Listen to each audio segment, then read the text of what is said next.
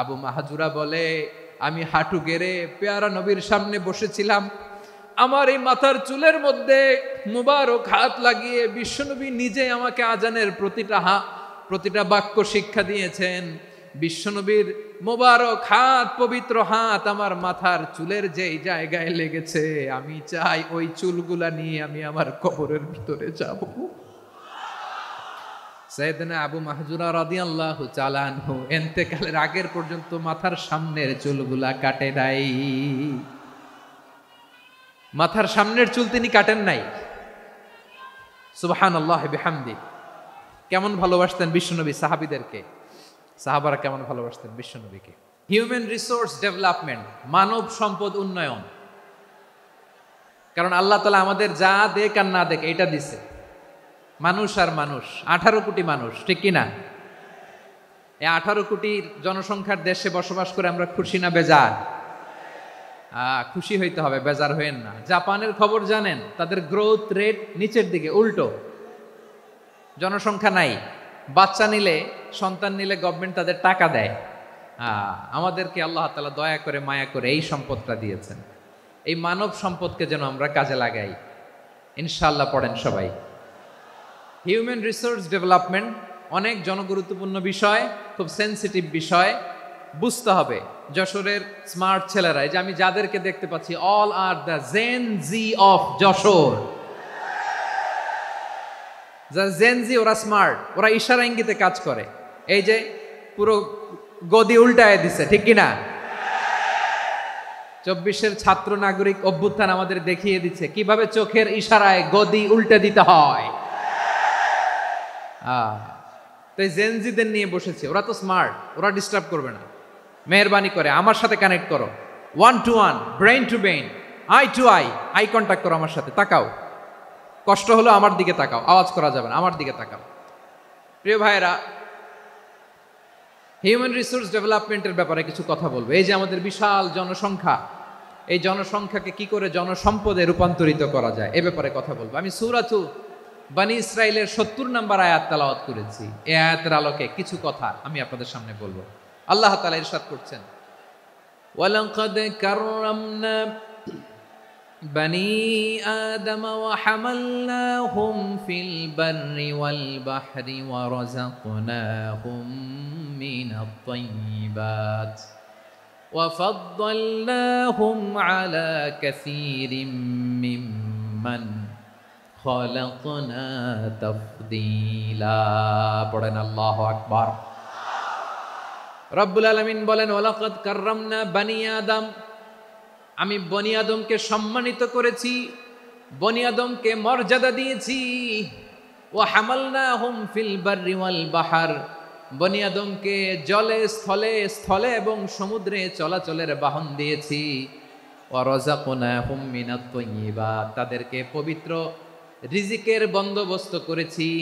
ওয়া ফাদ্দালনাহুম আলা কাসীরিম মিম্মান খালাকনা তাফদীলা, আর আমি আল্লাহ যাদেরকে সৃষ্টি করেছি তাদের মধ্য থেকে বনী আদমকে আমি শ্রেষ্ঠ বানিয়েছি। আমরা শ্রেষ্ঠ, আমরা আশরাফুল মাখলুকাত। আমরা কি? এই যে এমনি চিল্লাচিল্লি করে, জিজ্ঞেস করলে বলে না। আমরা আশরাফুল মাখলুকাত। আমরা কি? শ্রেষ্ঠ, সবার চেয়ে সেরা। আমাদের মতো করে আল্লাহ কাউকে বানায় নাই। 2 পায়ে ভর করে, শির দ্বারা এরকম স্ট্যান্ড রেখে মাথা উঁচু করে দাঁড়াতে পারে এরকম কোন প্রাণী পৃথিবীতে আছে?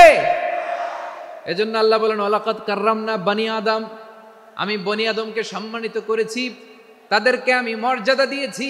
তাদেরকে আমি যত মর্যাদা দিয়েছি আমার কোন সৃষ্টিকে এত মর্যাদা দেই নাই। পড়েন সুবহানাল্লাহ। I have dignified the status of the sons of Adam. আদমের সব সন্তানের মর্যাদা আমি বাড়িয়েছি। আল্লাহ এখানে বলেননি ওয়ালাকাদ কাররামনাল মুমিনিন, আমি মুমিনের মর্যাদা বাড়িয়েছি, বলেছেন? আল্লাহ এখানে বলেন নাই ওয়ালাকাদ কাররামনাল মুসলিমিন, আমি মুসলিমের মর্যাদা বাড়িয়েছি। আল্লাহ বলেছেন ওয়ালাকাদ কাররামনা বনী আদম, আমি বনী আদমের সম্মান বাড়িয়েছি। হোক সে মুমিন কিংবা কাফের, মুসলিম কিংবা মুশরিক, আস্তিক কিংবা নাস্তিক, আরব কিংবা অনারব, যেই হোক না কেন আদম সন্তান সবগুলার মর্যাদা বাড়ায় দিয়েছে কে? সবার মর্যাদা আল্লাহ বাড়িয়েছেন, মানুষ হিসেবে মর্যাদা।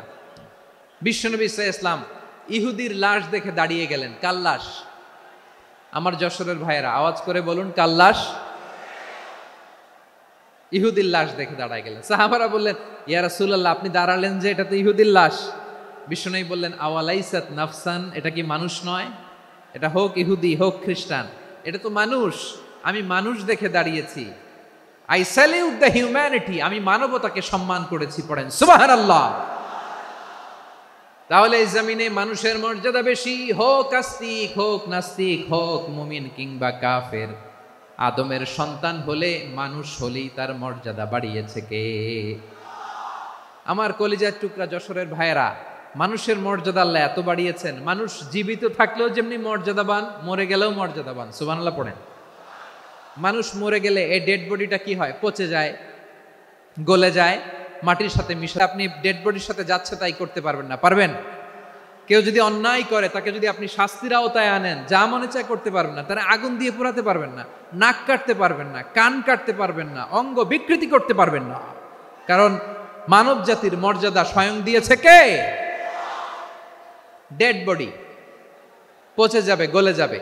তারপরে ইসলাম বলে, না খবরদার, এই মরা লাশটারও একটা মর্যাদা আছে না নাই? ইসলাম বলে এই লাশটা গলে যাবে, পচে যাবে, কিন্তু এটার অমর্যাদা করো না। কর্পূর দিয়ে, খেজুর পাতা দিয়ে, এটাকে ওয়ার্ম ওয়াটার দিয়ে, গরম পানি দিয়ে ধৌত করো। সাদা শুভ্র ধবধবে কাপড় দিয়ে লাশটাকে তুমি কাভার করো। তারপরে খাটিয়ার মধ্যে লাশটাকে রেখে বিশাল একটা প্রোগ্রাম করো, একটা ফিউনারাল প্রোগ্রাম করো। ওই প্রোগ্রামের ডানে বায়ে পেছনে লাশটারে রাখলে হবে না, প্রোগ্রামের একেবারে সামনটাতে তুমি লাশটাকে রাখো। সুবহানাল্লাহ। একটা ফিউনারাল প্রোগ্রাম করতে হবে, তাকে শেষ বিদায় জানাতে হবে, যেটাকে আমরা জানাজা বলি। কি বলি? জানাজা মানে মাইয়েতের জন্য দোয়া, তার জন্য দোয়া করা হয়। তাকে একটা সিস্টেমেটিক অর্ডারে কবরে রাখা হয়, সুন্দরভাবে সেটাকে কবরস্থ করা হয়, মাটি দেয়া হয়, পানি দেয়া হয়। তার মানে মরে গেলেও মানুষের সম্মান বাড়ায় দিয়েছে কে? এজন্য আল্লাহ বললেন, ওয়ালাকাদ কাররামনা বানি আদম, বনি আদমের সম্মান মর্যাদা আমি আল্লাহ বাড়িয়ে দিয়েছি। মানুষের সম্মানে তুমি কখনো আঘাত করো না, ঠিক কিনা? তাহলে ভাই, প্রথম মেসেজ হচ্ছে, the first and foremost message tonight to the people of Jessore. Allah বলেন, I have dignified the status of son of Adam. আমি বনি আদম সবার মর্যাদা বাড়িয়ে দিয়েছি, হোক আস্তিক নাস্তিক, হোক কাফের কিংবা মুশরিক, তার মর্যাদা বাড়াই দিছে কে? যখন বন্যা হয়, আমরা ত্রাণ নিয়ে যাই, আমরা শুধু মুসলমানদেরকে ত্রাণ দেই নাকি? হ্যাঁ, আমরা মুসলমানকেও দেই, অমুসলমানকেও দেই, হিন্দুকেও দেই, বৌদ্ধকেও দেই। যেখানেই মানবতা বিপন্ন, সেখানে ইসলামের হেল্পিং হ্যান্ড আছে না নাই?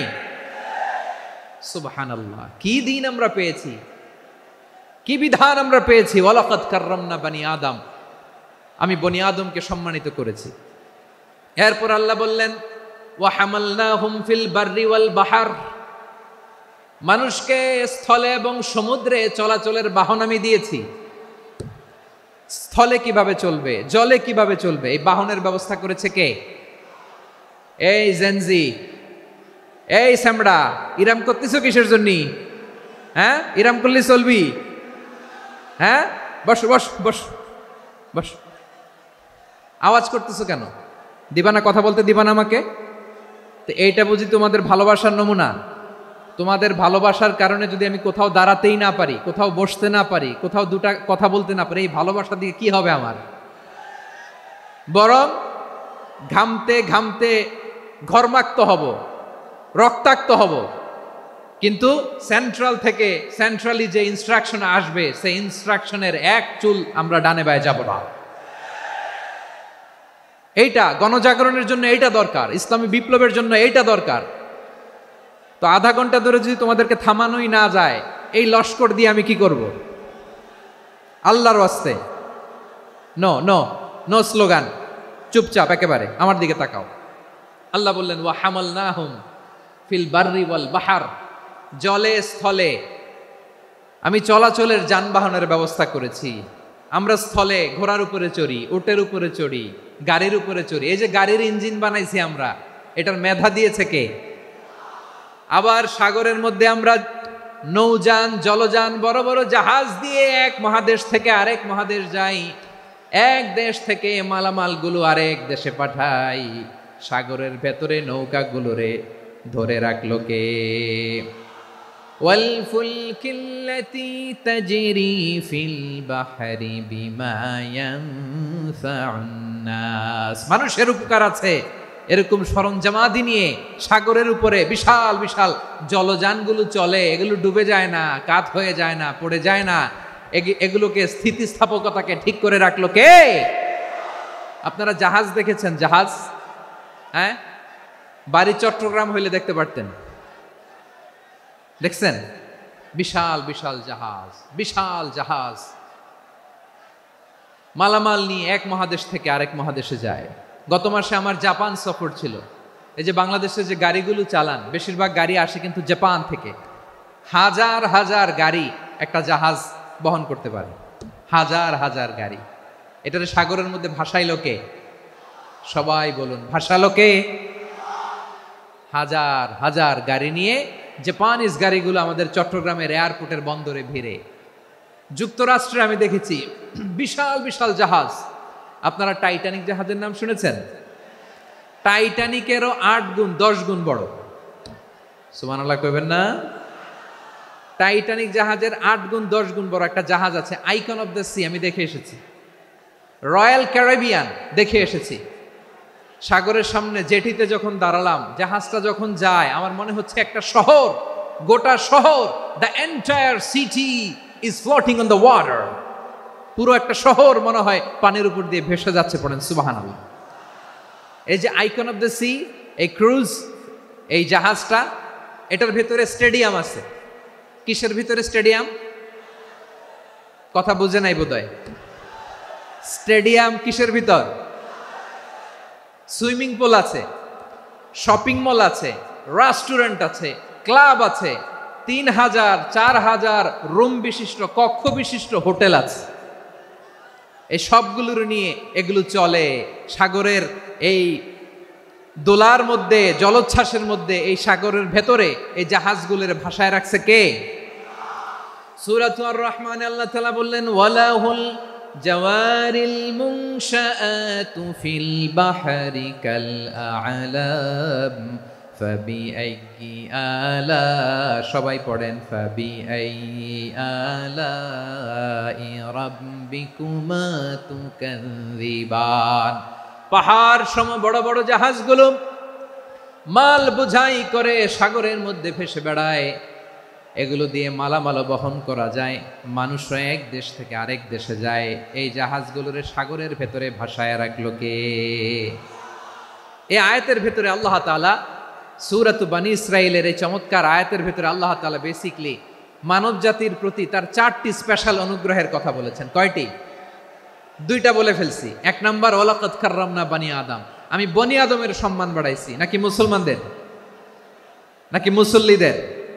কার সম্মান বাড়িয়েছি? বনী আদমের। তাহলে human dignity, the first part of the verse talks about the human dignity. 2 number অংশে আল্লাহ তাআলা বললেন, ওয়া হামালনাহুম ফিল বাররি ওয়াল বাহর, স্থলে এবং সমুদ্রে আমি তাদের জন্য চলাচলের বাহন দিয়েছি। সুবহানাল্লাহ। তার মানে smooth movement on land and sea, জলে এবং স্থলে যাতে আমরা স্মুথলি মুভ করতে পারি আল্লাহ তাআলা দিয়েছেন। 3 নম্বরে আল্লাহ তাআলা বললেন, ওয়া রাযাকনাহুম মিনাত তাইয়্যিবাত, মানুষের জন্য আমি পবিত্র রিজিকের ব্যবস্থা করেছি। জলে এবং স্থলে যত প্রাণী আছে সবগুলা প্রাণীকে রিজিক দেয় কে? আমাদেরকে রিজিক দেয় কে? সাগরের মাছগুলোকে, বড় বড় তিমি মাছগুলোরে রিজিক দেয় কে? বাতাসের মধ্যে ভেসে বেড়ানো বড় বড় পাখিগুলো, স্ক্যান্ডিনেভিয়ান কান্ট্রি থেকে লক্ষ লক্ষ কোটি কোটি পাখিগুলো যে এক দেশ থেকে আরেক দেশে ট্রান্সফার হয়, এগুলোর রিজিক দেয় কে? রব্বুল আলামিন বলেন, ওয়ামা মিন দাব্বাতিন ফিল আরদি ইল্লা আলাল্লাহি রিজকুহা ওয়া ইয়ালামু মুস্তাকাররাহা ওয়া মুস্তাওদাআহা কুল্লুম ফি কিতাবিম মুবিন। আল্লাহু আকবার। রব্বুল আলামিন বলেন, ভূপৃষ্ঠে বিচরণশীল যত প্রাণী আছে সব প্রাণীগুলোকে আমি আল্লাহ আমার নিজের কুদরতে রিজিকের বন্দোবস্ত করি। এই প্রাণীগুলো কোথায় থাকে, কোথায় যায়, সব জায়গায় আমি রিজিক পৌঁছে দেই। রিজিক কেউ দিতে পারে না, রিজিকের মালিক কে? রিজিকের মালিক তিনি আল্লাহ। এজন্য আল্লাহ তাআলা বললেন, ওয়ারাযাকনাহুম মিনাত তাইয়্যিবাত। এরপরে আল্লাহ বললেন, ওয়াফাদ্দালনাহুম আলা কাসীরিম মিম্মান খালাকনা তাফদীলা। আমি যত প্রাণী সৃষ্টি করেছি সকল প্রাণীর মধ্যে মানুষের মর্যাদা শ্রেষ্ঠত্ব আমি দিয়েছি। সুবহানাল্লাহ পড়েন। তাহলে এক নম্বরে আল্লাহ বললেন আমি বনি আদমের মর্যাদা বাড়ালাম। এরপরে বললেন স্থলে এবং সমুদ্রে চলাচলের জন্য যানবাহন দিলাম। 3 নম্বরে আল্লাহ বললেন পবিত্র রিজিকের ব্যবস্থা করে দিলাম। এরপরে আল্লাহ বললেন যত প্রাণী আছে, সৃষ্টি আছে, সবগুলার উপরে আমি মানুষকে শ্রেষ্ঠত্ব দিলাম। সুবহানাল্লাহ। তাহলে সবচেয়ে বেশি শ্রেষ্ঠত্ব মানুষের। কার? মানুষের। শুধু তাই নয় প্রিয় ভাইরা, আকাশ এবং জমিনে যা কিছু আছে সবকিছু মানুষের জন্য, মানুষের কল্যাণে, মানুষের প্রয়োজনে, মানুষের বশীভূত করে সৃষ্টি করেছেন কে? রব্বুল আলামিন বলেন, হুয়াল্লাযী খালাকা লাকুম মা ফিল আরদি জামিআ। এই জমিনের মধ্যে যা কিছু আমি আল্লাহ সৃষ্টি করেছি সব কিছু আমি মানুষের জন্য সৃষ্টি করেছি। পড়েন সুবহানাল্লাহ। হুয়াল্লাযী খালাকা লাকুম মা ফিল আরদি জামিআ। যা আছে সব আমাদের জন্য, সব আমাদেরকে সার্ভিস দেওয়ার জন্য, আমাদের উপকারের জন্য, আমাদের কল্যাণের জন্য। আওয়াজ করে সবাই পড়ুন আল্লাহু আকবার। অন্য আয়াতে আল্লাহ বললেন, ওয়াসাখখারা লাকুম মা ফিস সামাওয়াতি ওয়া মা ফিল আরদি জামিআম মিন ইন্না ফি যালিকা লাআয়াতিন লিকাউমিন ইয়াতাফাক্কারুন।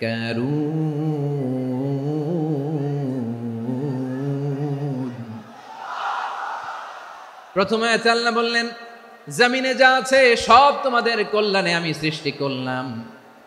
এরপরে আল্লাহ বললেন আকাশেও যা আছে সব তোমাদের জন্য সৃষ্টি করলাম, তোমাদের অনুগত বানিয়ে দিলাম। পড়েন সুবহানাল্লাহ। মানুষের কি ব্রেইন দেখেন, মানুষ জমিন ছেড়ে আকাশে চলে যায়। পাখি দেখে মানুষের শখ হলো পাখি যেহেতু উঠতে পারে আমরাও পারবো।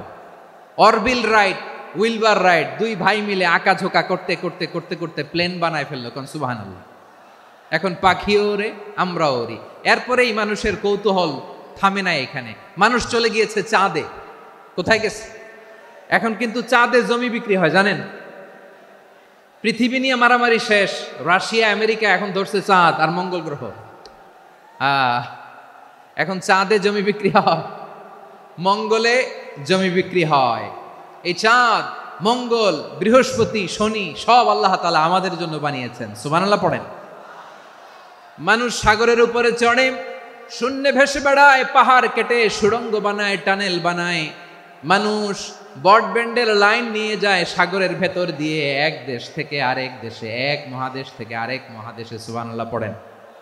তার মানে গোটা বিশ্বের সব কিছুর উপরে control, superiority over all creatures, সব কিছুর উপর কন্ট্রোল, মনিটরিং, নিয়ন্ত্রণ, এটা প্রতিষ্ঠা করে দিয়েছে কে? এজন্যই মানুষের শ্রেষ্ঠত্ব। ওয়ালাকাদ কাররামনা বানি আদম, আমি বনি আদমের সম্মান বাড়িয়েছি, মর্যাদা আমি বাড়িয়ে দিয়েছি এই কারণে, কারণ মানুষ সব কিছুর উপর নিয়ন্ত্রণ নিতে পারে। মানুষকে নিয়ে এই কোরআনের সব আলোচনা, মানুষকে নিয়ে এই কোরআনের সব। তাই কোরআনের কেন্দ্রীয় আলোচ্য বিষয় হচ্ছে মানুষ। কোরআনের কেন্দ্রীয় আলোচ্য বিষয় কি? যশোরের ভাইয়েরা বুঝে থাকলে সবাই বলবেন কোরআনের কেন্দ্রীয় আলোচ্য বিষয় কি? এই যে আমি মূল আলোচনায় যাচ্ছি এখন। কেন মানুষ কোরআনের কেন্দ্রীয় আলোচ্য বিষয়? এই যে ভাইয়েরা, এই যে হাত জোর করে, এই যে Jessore Gen Z, the smart people of Jessore, হাত জোর করে বলতেছে, হাত জোর করে তোদের কাছে আল্লাহর দোহাই লাগে, স্টপ স্টপ। শুরুতে একবার বলেছে জায়গা না হলে আস্তে আস্তে ধাক্কা দিবা, সামনে না পিছনে দিয়ে দিয়ে বেরোয় চলে যাও। এলইডিতে দেখো, এই যে এই যে আল্লাহর ওয়াস্তে জায়গা না হলে ওদিকে যাও। কোরআনের মাহফিলে বিশৃঙ্খলা, এটা কাফিরদের আলামত। কাফিররা শীষ দিত, শীষ। বিশ্বনবী কোরআনের তাফসির করলে কাফেররা শীষ দিত আর ক্ল্যাপিং করত, হুইসেল অ্যান্ড ক্ল্যাপিং। তো আমরা কি এখানে বিশৃঙ্খলা করতে আসছি? তো বারবার থামানো লাগে কেন? কোনো আওয়াজ হবে না, বললাম তো, স্টপ। আওয়াজ করে বলুন, কোরআনের কেন্দ্রীয় আলোচ্য বিষয় কি? সবাই বলেননি। এতগুলো মানুষ উত্তর দিলে এতটুকু আওয়াজ হয়, অন্তত আমি বিশ্বাস করি না। যশোর, আওয়াজ করে বলো, কোরআনের কেন্দ্রীয় আলোচ্য বিষয় কি? মানুষ। এই মানুষ কোরআনের কেন্দ্রীয় আলোচ্য বিষয়। মানুষকে আল্লাহ স্বাধীনতা দিয়েছেন। ফামান শাআ ফালইউমিন ওয়া মান শাআ ফালইয়াকফুর। চাইলে মুমিন হতে পারো, চাইলে কাফের হতে পারো, তোমার ইচ্ছা। তবে জেনে রাখো, মুমিন হলে পাবা জান্নাত, কাফির হলে পাবা জাহান্নাম। নাও দ্য ডিসিশন ইজ ইয়ার্স। সিদ্ধান্ত তোমার, জান্নাতে যাবা না জাহান্নামে যাবা। যশোরের ভাইয়েরা আওয়াজ করে বলুন, কই যেতে চান, জান্নাতে না জাহান্নামে? ডান দিকে না বাম দিকে? ডানপন্থী না বামপন্থী? চিল্লাচিল্লি না চুপচাপ? চুপচাপ কয়ে আবার চিল্লাচিল্লি শুরু করে দিচ্ছে। মাশাআল্লাহ। তাহলে কোরআনের কেন্দ্রীয় আলোচ্য বিষয় মানুষ। আমার সাথে থাকতে হবে, তোমাদেরকে নিয়ে আমি আলোচনার শেষ পর্যন্ত যাব। অনেক গুরুত্বপূর্ণ কথা বাকি আছে, আমাকে সহযোগিতা করতে হবে। মাশাআল্লাহ, এই তো ঠান্ডা হয়েছে। হ্যাঁ, ঠিক আছে, ঠিক আছে, ঠিক আছে। মানুষকে আল্লাহ এত স্বাধীনতা দিয়েছেন, মানুষ চাইলে অনেক ভালো হইতে পারে। ভালোর রাস্তাও খোলা, খারাপ হওয়ার রাস্তাও খোলা। ভালো হইলে মানুষ অনেক ভালো, খারাপ হইলে অনেক খারাপ। ভালো হইলে সবচেয়ে ভালো, খারাপ হইলে সবচেয়ে খারাপ। এজন্য সিদ্ধান্ত আপনাকে নিতে হবে। আল্লাহ তাআলা বলছেন, লাকাদ খালাকনাল ইনসানা ফি আহসানি তাকওয়িম সুম্মা রাদাদনাহু আসফালা সাফিলিন। আমি মানুষকে অনেক সুন্দর অবয়বে, সুন্দর আকৃতিতে সৃষ্টি করেছি। তার শুধু চেহারার ডিজাইনটাই সুন্দর নয়, তার ব্রেনটা বড্ড সুন্দর, তার মানসিকতা বড্ড সুন্দর, তার সৃজনশীলতা বড্ড সুন্দর। পড়েন সুবহানাল্লাহ। আমাদের চেহারা, অবয়ব, ডিজাইন যে সুন্দর তা না, আমাদের ব্রেনটা অনেক সফিস্টিকেটেড ব্রেন, অনেক সফিস্টিকেটেড।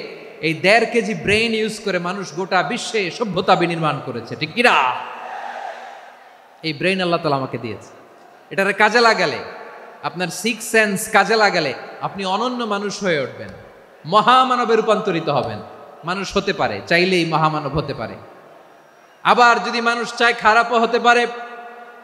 আল্লাহ বললেন শুধু ভালোই না, ভালো হতে চাইলে অনেক ভালো তুমি হতে পারো, আবার খারাপ হতে চাইলে অনেক খারাপ তুমি হতে পারো। সুম্মা রাদাদনাহু আসফালা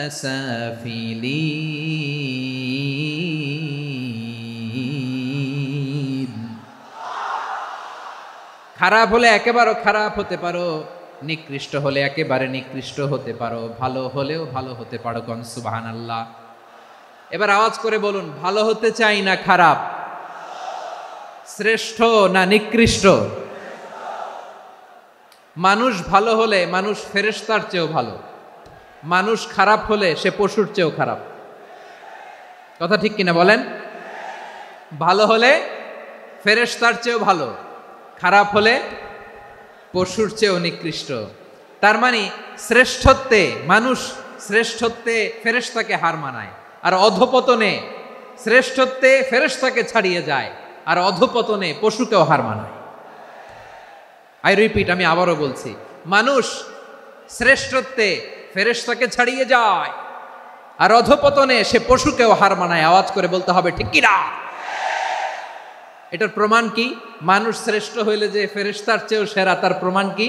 আল্লাহ তাআলা বলছেন, ওয়া ইয কুলনা লিল মালাইকাতি ইসজুদু লি আদম ফাসাজাদু ইল্লা ইবলিস আবা ওয়াস্তাকবারা ওয়া কানা মিনাল কাফিরিন।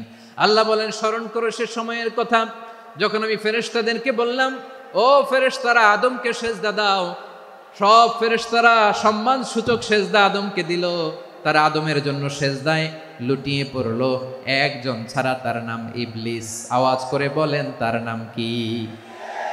সে অহংকার প্রদর্শন করলো, সে কাফের হয়ে গেল। বাকি সব ফেরেশতারা সেজদা দিল। সুবহানাল্লাহ। আবার আদম আলাইহিস সালামকে আল্লাহ জিজ্ঞেস করলেন, সব বলে দিল উত্তর, কিন্তু ফেরেশতাদেরকে একই প্রশ্ন জিজ্ঞেস করলেন, তারা উত্তর করতে পারে নাই। তার মানে এর মধ্য দিয়ে প্রমাণিত হয় মানুষ ভালো হলে ফেরেশতার চেয়েও ভালো, ফেরেশতার চেয়েও মানুষের মর্যাদা বাড়িয়ে দিয়েছে কে? সব নূরের ফেরেশতা যখন মাটির আদমকে সেজদা দেয়, এটা প্রমাণ করে ফেরেশতার চেয়েও মানুষের মর্যাদা বাড়িয়ে দিয়েছে কে? তুমি মাটির আদমকে প্রথম সৃষ্টি করিয়া ঘোষণা করিয়া দিলে শ্রেষ্ঠ বলিয়া, তাই তো নূরের ফেরেশতা করে আদমকে সেজদা। ঠিক কিনা বলেন? তাই তো নূরের ফেরেশতা করে আদমকে সেজদা, সবার চেয়ে সম্মান দিলে মাটির আদমকে। আল্লাহু আল্লাহু তুমি জাল্লে জালালুহু, শেষ করা তো যায় না গে তোমার গুণগান। পড়েন না? পড়েন। আল্লাহু আল্লাহু তুমি জাল্লে জালালুহু, শেষ করা তো যায় না গে তোমার গুণগান। আল্লাহু আল্লাহু আল্লাহু আকবার। আদমের মর্যাদা বেশি, মানুষের মর্যাদা বেশি, মানুষ শ্রেষ্ঠ তার প্রমাণ নূরের ফেরেশতা মাটির আদমকে সেজদা করে। আওয়াজ করে বলেন ঠিক কিনা? তাহলে মানুষ ভালো হলে ফেরেশতার চেয়ে ভালো। আবার মানুষ যদি খারাপ হয়, সে পশুর চেয়েও খারাপ। অধপতনে পশুত্বকে হার মানায়। তার প্রমাণ কি? তার প্রমাণ হচ্ছে যশোরের ভাইরা দেখবেন পত্রিকায় নিউজ পেপারে মাঝে মাঝে এরকম দেখা যায়, এক মানুষ আরেক মানুষকে হত্যা করে 20 টুকরা করে বস্তার ভেতরে ভরেছে। আপনারা এই নিউজ পড়েন নাই না? দেখেন নাই? দেখছেন? মানুষ মানুষকে হত্যা করে কয় টুকরা? জোরে বলেন। এখানেই ক্ষান্ত হয় না, আবার কোথায় ভরছে? বস্তার ভেতরে। আচ্ছা, বুঝে থাকলে আওয়াজ করে বলেন, কোনদিন শুনছেন একটা হাতি আর একটা হাতিকে হত্যা করে 20 টুকরা করছে, এরপরে বস্তার ভিতরে ভরছে? হয়েছে? তাহলে দেখেন, মানুষ যদি খারাপ হয় সে পশুকেও হার মানায়। চিল্লায় বলো ঠিক কিনা? এমনও দুশ্চরিত্র মানুষ আছে যার নজর থেকে 6 মাসের ছোট্ট মেয়ে থেকে শুরু করে 80 বছরের বৃদ্ধারাও নিরাপদ নয়। পশুকেও হার মানে। মানুষের ঘর জ্বালিয়ে পুড়ে মেসাকার করে দেয়, জনপদের পর জনপদ জ্বালায় দেয়। এরকম আছে না নাই? বোমা মেরে শহরগুলো উড়িয়ে দেয়। এই যে ইসরায়েল গাজার মধ্যে যে অ্যাটাক করেছে, এরা মসজিদ মানে নাই, মসজিদে বম ফেলেছে। এরা খ্রিস্টানদের চার্চ গির্জা মানে নাই, গির্জায় বম ফেলেছে। পৃথিবীর ইতিহাসে never happened in the history of the world that someone bombed on a hospital, on a ICU center. এমন হাসপাতাল যেখানে আইসিইউর রোগীরা আছে, ওই হাসপাতালের উপরও ইসরায়েলি সৈনিকেরা বোমা মেরেছে। জোরে বলেন ঠিক কিনা? এরা মানুষ? আওয়াজ করে বলেন, এরা মানুষ না। প্রিয় ভাইয়েরা, চোখ কান নাক মুখ থাকলেই মানুষ না। যা সামনে দেখেন এগুলো সব মানুষ না, এগুলো জনসংখ্যা। এগুলো কি? সবাই বলুন, এগুলো কি? বাড়ছে জনসংখ্যা, কমছে মানুষ। বাড়ছে জনসংখ্যা, কমছে। এই দুনিয়া এখন তো আর সেই দুনিয়া নাই, মানুষ নামের মানুষ আছে দুনিয়া বোঝাই, সেই মানুষের ভিড়ে আমার আসল মানুষ নাই। ঠিক কিনা? আসল মানুষের বড্ড অভাব, আসল মানুষের বড্ড অভাব। আমার ভাইয়েরা, মানুষ খারাপ হলে পশুকেও হার মানায়। আচ্ছা, আওয়াজ করে বলেন, এই যশোরের ছেলেরা এদিক তাকাও, আওয়াজ করে বলো, যে ইসরায়েলি সোলজাররা উপর থেকে বোমা মারল, তারাও মানুষ? তারাও কি? ওরাও রক্তে মাংসে মানুষ, ওদেরও পরিবার আছে। বোমা মেরে যেই মেয়েটাকে তারা অনাথ বানায়, ইয়াতিম বানায়, ও কিন্তু বাসায় ওর মেয়েটাকে রেখে আসছে। ঠিক কিনা বলেন? বম্বিং করে যে বাবাকে মেরে, স্বামীকে মেরে স্ত্রীকে বিধবা বানায়, তারও ঘরে স্ত্রী আছে। উপর থেকে বম মেরে মানুষ মেরে দিচ্ছে, তারাও মানুষ। 1945 সালের 6ই আগস্ট আমেরিকান সোলজাররা হিরোশিমায় বম মেরেছে। আমি নিজে দেখে এসেছি জাপানের হিরোশিমাতে। সকাল 8:15 মানুষ কেউ অফিসে যাচ্ছিল, কেউ খেতে খামারে কাজ করতে যাচ্ছিল। লিটল বয় নামে একটা বোম মেরেছে তারা। এই বোমের আঘাতে, পারমাণবিক এই বোমার রেডিয়েশনে আঘাতে বোম ব্লাস্ট হওয়ার পরে মুহূর্তের মধ্যে 1,40,000 নাই। উপর থেকে যারা মারতেছে এরাও মানুষ, যাদেরকে মারলো তারাও। তার মানে মানুষে মানুষে পার্থক্য আছে না? নেই, মানুষে মানুষে পার্থক্য আছে। নাক কান চোখ মুখ থাকলেই মানুষ নয়। বাড়ছে জনসংখ্যা, কমছে মানুষ, চিল্লায় বলো ঠিক কিনা? তাহলে আমরা বুঝলাম মানুষ ভালো হলে অনেক ভালো, খারাপ হলে অনেক খারাপ। ও আমার কলিজার টুকরা যশোরের ভাইয়েরা, আসুন না 3 দিন ব্যাপী এই তাফসিরুল কোরআনের ঐতিহাসিক প্রোগ্রাম থেকে আমরা সিদ্ধান্ত নেই আমরা ভালো মানুষ হব নাকি খারাপ মানুষ হব। কলিজা থেকে, প্রাণ থেকে আওয়াজ করে সবাই বলুন, ভালো মানুষ নাকি খারাপ মানুষ? ভালো মানুষ হইতে হবে।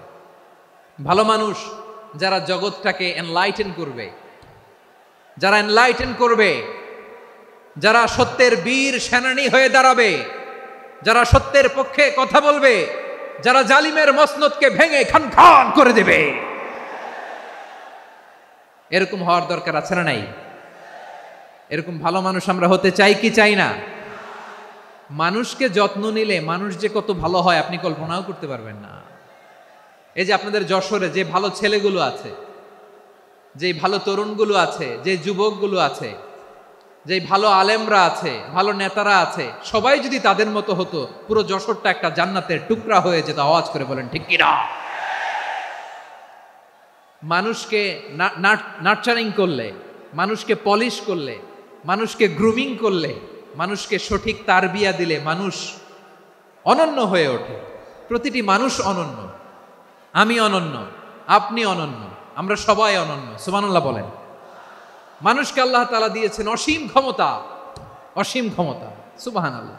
একটা মানুষ পারে না এমন কিছু নাই, একটা মানুষ পারে না এমন কিছু নাই। বিশ্বাস করতে হবে, মানুষ যা কল্পনা করতে পারে ওইটা মানুষ করে দেখাতে পারে।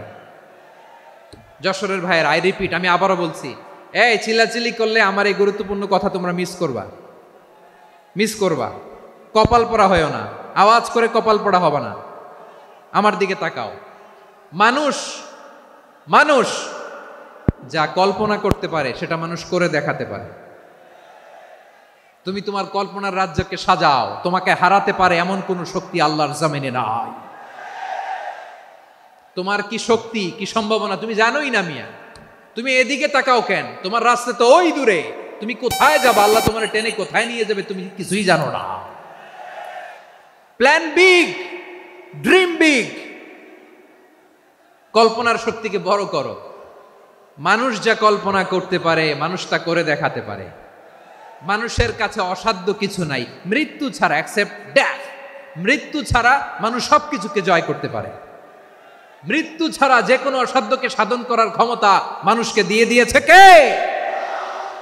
হারার জন্য তোমার জন্মই হয় নাই, তোমার জন্ম হয়েছে জিতার জন্য, বিজয়ের জন্য তোমার জন্ম। মানুষের শুরুটাই হয় বিজয় দিয়ে। যশোর, আওয়াজ করে বলো, মানুষের শুরু হয় কি দিয়ে? আমরা যখন আমার পিতার পৃষ্ঠদেশে ছিলাম, পিতার পৃষ্ঠদেশ থেকে শুক্রাণু যখন মায়ের গর্ভদেশে যেয়ে পড়ে, কতটা শুক্রাণু ভ্রমণ শুরু করে জানো? 20 কোটি শুক্রাণু। একবার সিমেন আউট হলে সেখানে 20 কোটি শুক্রাণু থাকে, ভ্রমণ শুরু করে।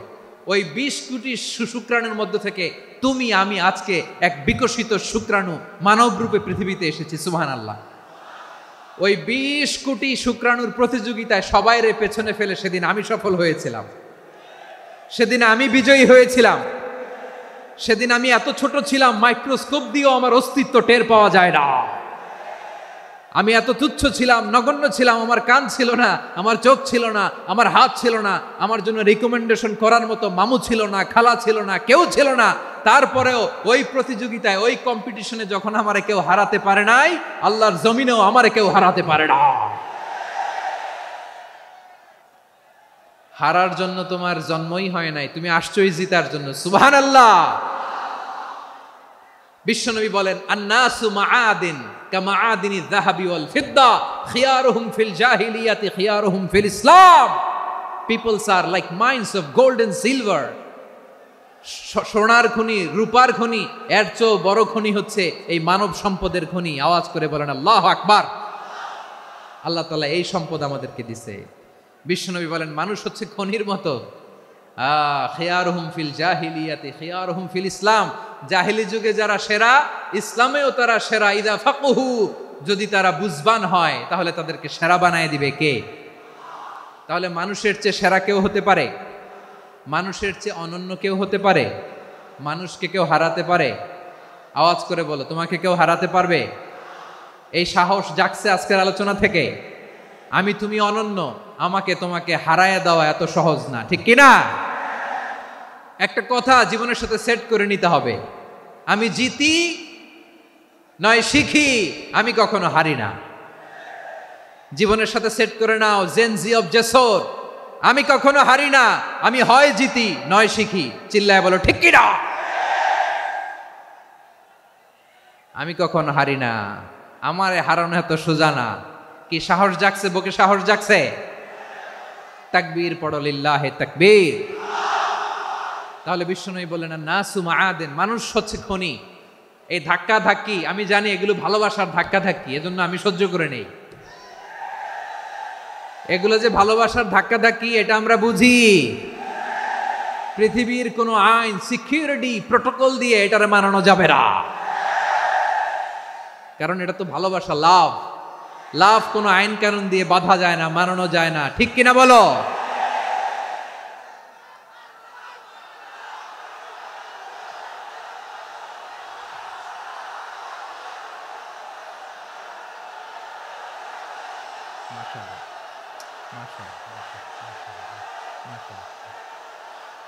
ঠিক আছে, বসুন বসুন বসুন।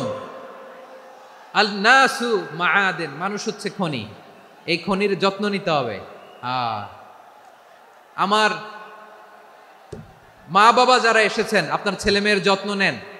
আপনার ছেলের মধ্যে যে কি পটেনশিয়াল আপনি জানেন না। আপনার এই ছোট্ট অবুজ ছেলেটাই আগামী দিনের শায়েখ আহমদুল্লাহ হবে। আপনার হেফজখানায় পড়া ওই ছোট্ট ছেলেটাই আগামী দিনের আল্লামা মামুনুল হক হবে। আপনার ওই ছেলেটা আমির হামজা হবে, আব্দুল হাই সাইফুল্লাহ হবে। এভাবে বড় বড় আলেম হবে, তারা যুগশ্রেষ্ঠ আলেম হবে। সেই একদিন এই বাংলাদেশের পার্লামেন্টে যে বক্তব্য দিয়ে যশোরের পক্ষে কথা বলবে। আপনি জানেন না, কাউকে ছোট করবেন না আপনি, ওর কনফিডেন্স আপনি কমাবেন না, আপনি কমাতে পারেন না। প্যান্ডেলে আমার যে মা বোনেরা আছেন, ছেলে মেয়েদেরকে কখনো ছোট করে কথা বলবেন না। ও যে কোথায় যাবে আপনি জানেন না, আপনি মা হয়ে তাকে সাহস দিবেন, তার কল্পনার জগৎটাকে সাজাতে তাকে উৎসাহিত করবেন, ঠিক কিনা বলেন? আর আমার প্যান্ডেলের আমার প্রিয় শ্রদ্ধাশীলা মায়েরা বোনেরা, আপনারা তো আরো দামি সম্পদ। বিশ্বনবী বলেন, আর দুনিয়া কুল্লুহা মাতা। আল্লাহ আল্লাহ আল্লাহ, বিশ্বনবীর কথার ওজন দেখেন। আর দুনিয়া কুল্লুহা মাতা ওয়া খায়রু মাতা'আদ দুনিয়া আল মারআতু সালিহা। বিশ্বনবী বলেন, দুনিয়ায় যা দেখো সব আল্লাহর দেওয়া অ্যাসেট, মানে সম্পদ। আর এত অ্যাসেটের ভিড়ে সবচাইতে শ্রেষ্ঠ সম্পদ হচ্ছে নেককার নারী। সুবহানাল্লাহ। ভাইয়েরা, বোনের সাথে খারাপ আচরণ করো না। সন্তান মায়ের সাথে খারাপ আচরণ করো না। আমাদের মায়েরা আমাদের asset, they are our priceless asset. কারণ এই মায়েদের পেটে এসেছে আল্লাহর ওলিরা, এই মায়েদের পেটে এসেছে খান জাহান আলী, এই মায়ের পেটে এসেছে শাহজালাল ইয়ামানি, এই মায়ের পেটে এসেছে আল্লাহর সব নবীরা। নাকি নবীরা আকাশ থেকে ধপ করে জমিনে নেমে আসছে? মায়ের পেটে আসছে। এই মায়ের পেটগুলো খনি। আমার সম্মানিতা মায়েরা বোনেরা, নিজেকে ইসলাম দিয়ে সাজান, নিজেকে ইসলাম দিয়ে সাজান, নিজেকে পবিত্র রাখুন, নিজের আব্রু ইমান ইজ্জতের হেফাজত করুন, কোরআন পড়ুন, সুন্নাহ পড়ুন। আপনি জানেন না আপনার গর্ভে কে আসছে, কোন ক্ষণজন্মা পুরুষকে আল্লাহ তাআলা আপনার গর্ভে পাঠাবে, আপনি জানেন না। মায়েরা নিজেদেরকে পবিত্র রাখুন, ইসলাম চর্চা করুন, কোরআন চর্চা করুন, নৈতিকতা দিয়ে নিজেকে সাজান। যশোরের জেনজি, নিজেদেরকে প্রস্তুত রাখো আগামীর বাংলাদেশের জন্য। নৈতিকতা, মোরালিটি, ভ্যালিউজ দিয়ে নিজেকে সাজাও, ইসলাম দিয়ে নিজেকে সাজাও, কারণ আগামীর বাংলাদেশ ইসলামের বাংলাদেশ। বাংলাদেশের আসল পরিচয় ইসলাম। বাংলাদেশের আসল পরিচয় কি? সবাই বলে না। বাংলাদেশের আসল পরিচয় কি? এই ইসলাম নিয়ে আমরা সংসদ ভবন সাজাবো, রাজি আছি না নাই? শেকড় ভুলে যাওয়া যাবে না। আমরা ধাপে ধাপে শারিয়া আইনের দিকে যাব ইনশাআল্লাহ, কিন্তু জঙ্গিবাদ দিয়ে নয়, কট্টরপন্থা দিয়ে নয়। আমরা ইন্টেলেকচুয়ালি, গ্রাজুয়ালি, ধাপে ধাপে শারিয়া আইনের দিকে মুভ করব ইনশাআল্লাহ। বলো লিল্লাহি তাকবীর। এদেশের আসল পরিচয় সবাই বলে না, আওয়াজ করে, এদেশের আসল পরিচয়। এদেশে আজান শুনে সূর্য ওঠে শহর গ্রামে, এদেশে আজান শুনে সূর্য ডুবে সন্ধ্যা নামে, এদেশে সকল কাজে সবাই বলে বিসমিল্লাহ, এদেশে ভালো কিছু দেখে শুনে হাসি মুখে সবাই বলে মাশা আল্লাহ, সুবহানাল্লাহ সুবহানাল্লাহ সুবহানাল্লাহ সুবহানাল্লাহ সুবহানাল্লাহ সুবহানাল্লাহ সুবহানাল্লাহ সুবহানাল্লাহ। ও নবীন তরুণ, তোমার কিসের এত ভয়? জেনে রেখো বাংলাদেশের আসল পরিচয়।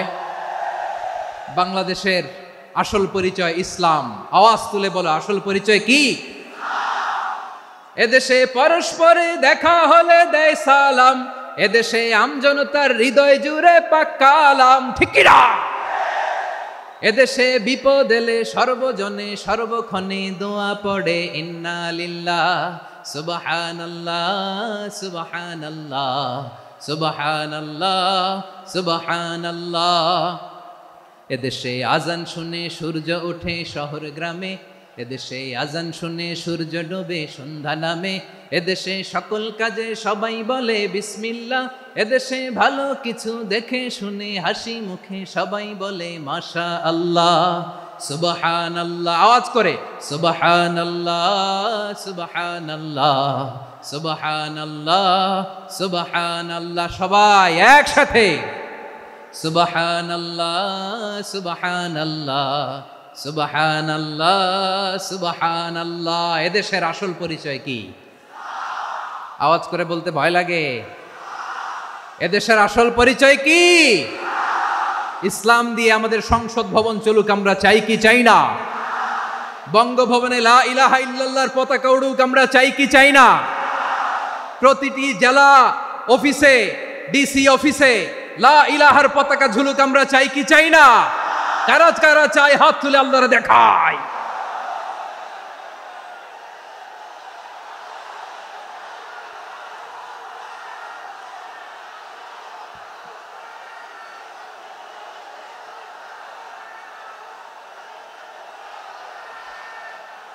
মাশাআল্লাহ মাশাআল্লাহ মাশাআল্লাহ মাশাআল্লাহ।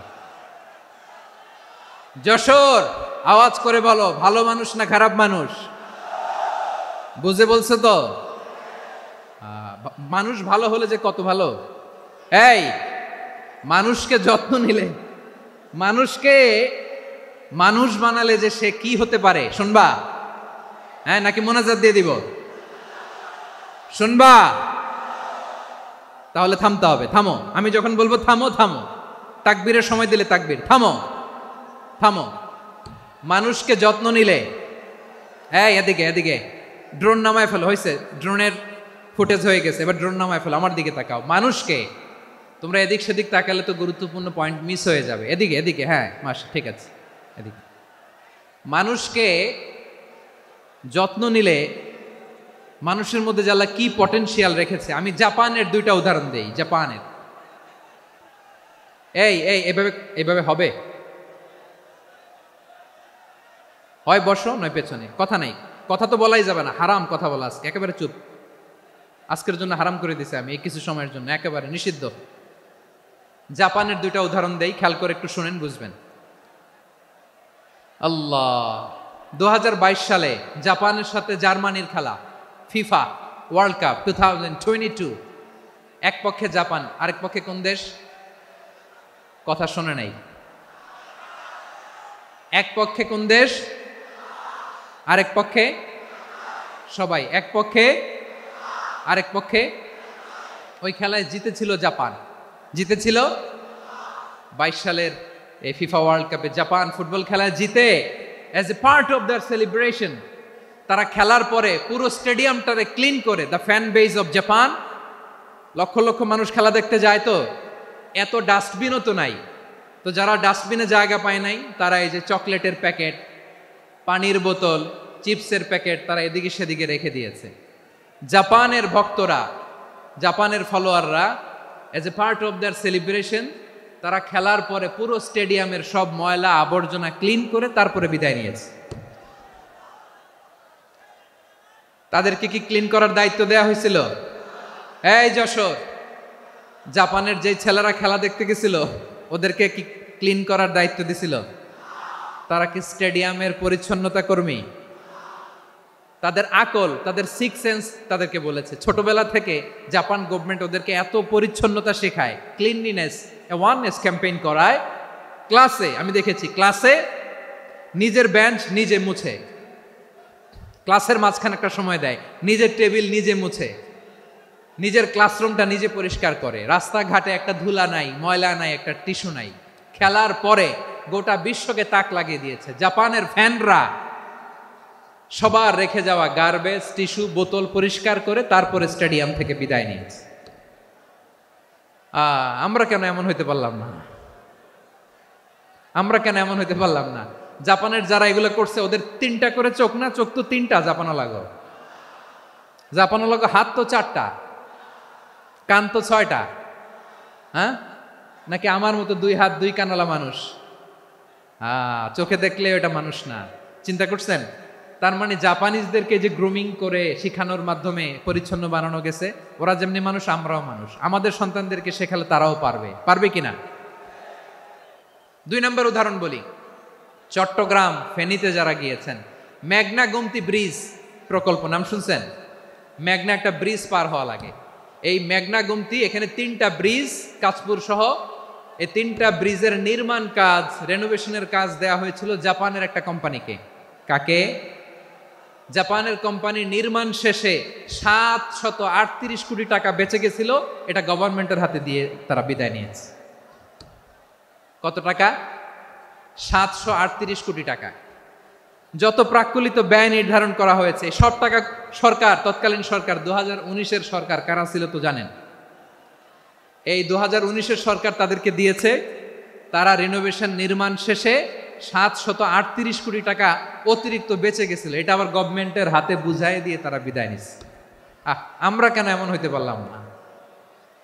জাপানের ওরাও মানুষ, আমরাও মানুষ, তার মানে মানুষে মানুষে পার্থক্য আছে না নাই? আচ্ছা, জাপানের 2টা উদাহরণ দিলাম, এবার আমার দেশের 2টা উদাহরণ দিব না? বাংলাদেশের 2টা উদাহরণ দিই। 1 নম্বর উদাহরণ, গত সপ্তাহে আপনারা জানেন কক্সবাজার আমার একটা প্রোগ্রাম ছিল, তো হেলিকপ্টারে গিয়েছিলাম।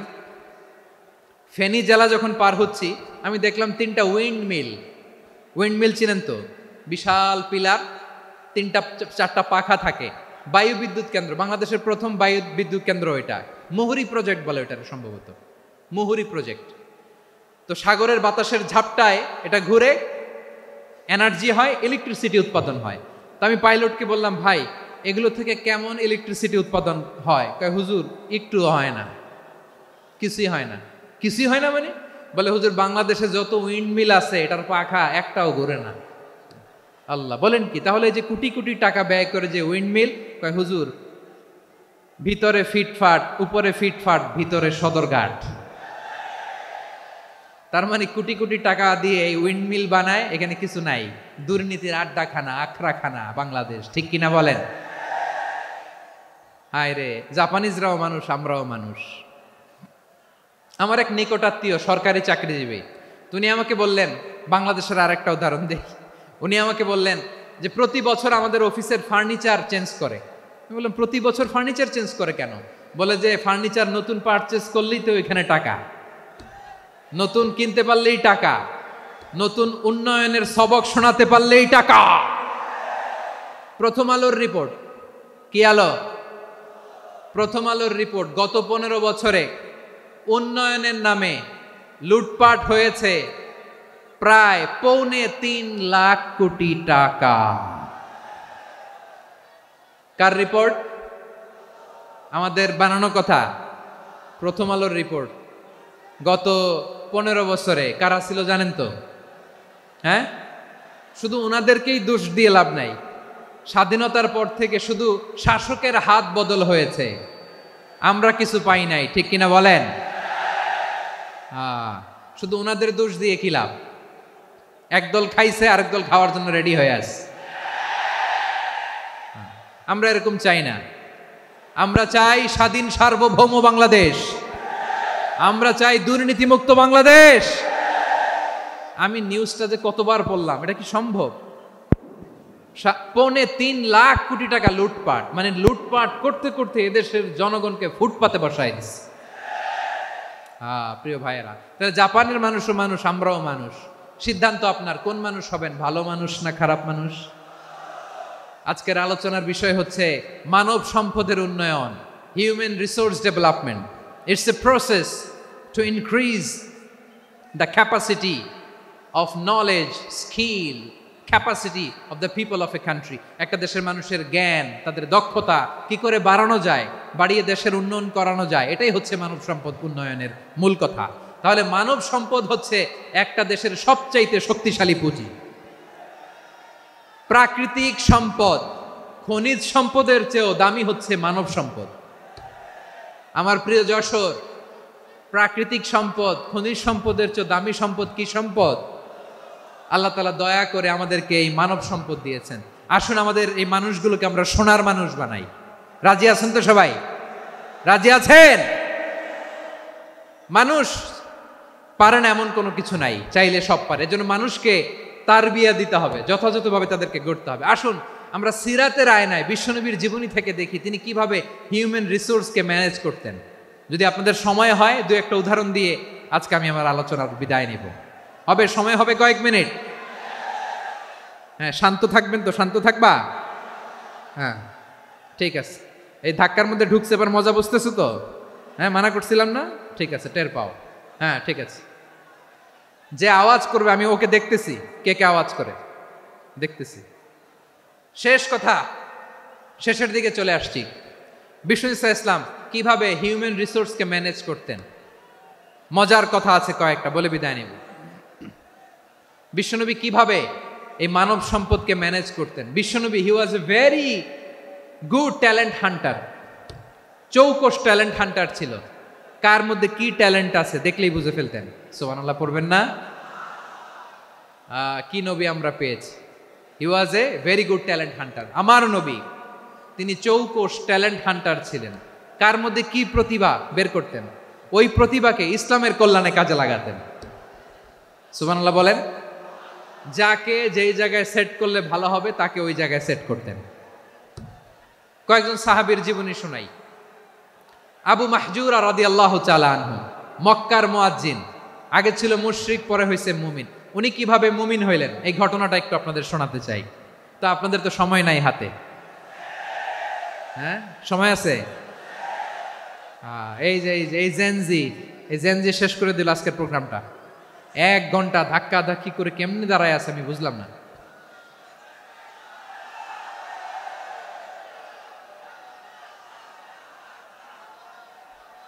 না না, তাকবির না, তাকবির না, চুপ করতে হবে। What I need, you stop, just shut up, চুপ। হ্যাঁ, ঠিক আছে, এভাবে। আবু মাহজুরা রাদিয়াল্লাহু তাআলা আনহু কিভাবে মুসলিম হলেন আওয়াজ করে শুনেন। হুনাইনের যুদ্ধ, 8ম হিজরি, বিষ্ণু ইসলাম হুনাইনের যুদ্ধ শেষে ফিরতেছেন। পথিমধ্যে বেলাল রাদিয়াল্লাহু তাআলা আনহু, এই যে আবার কথা, আই রে আল্লাহ রে, এখানে ধাক্কা ধাক্কি কেন? চলে যাও, পেছনে যাও, যাও পেছনে যাও। কি আজীব তামাশা!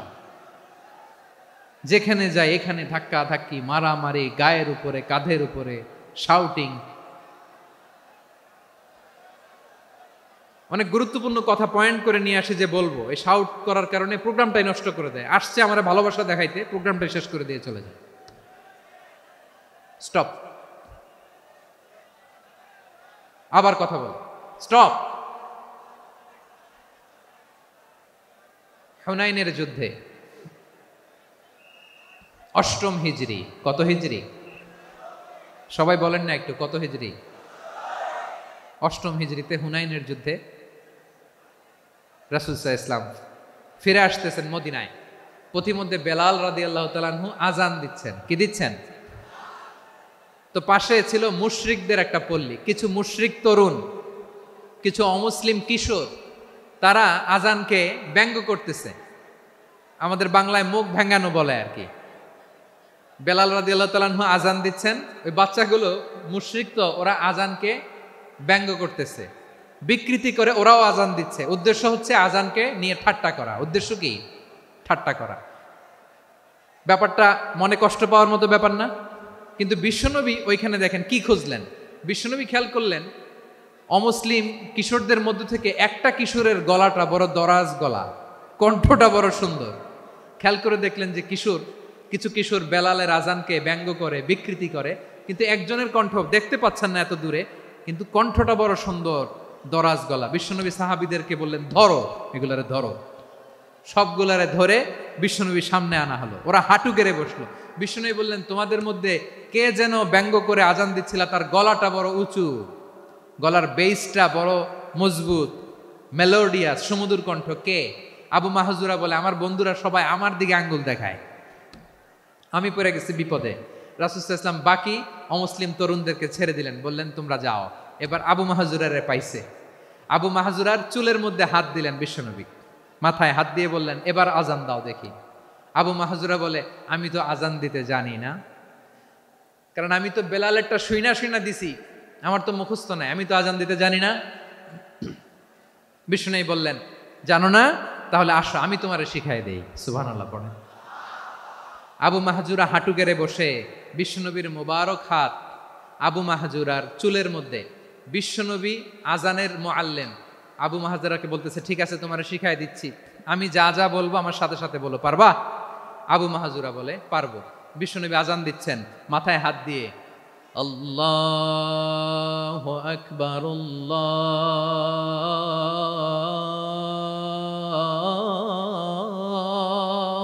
আকবার। আবু মাহজুরা এই বাক্যটা পড়লেন। বিশ্বনবী দ্বিতীয় বাক্য পড়তে আরম্ভ করলেন, আল্লাহু আকবার, আল্লাহু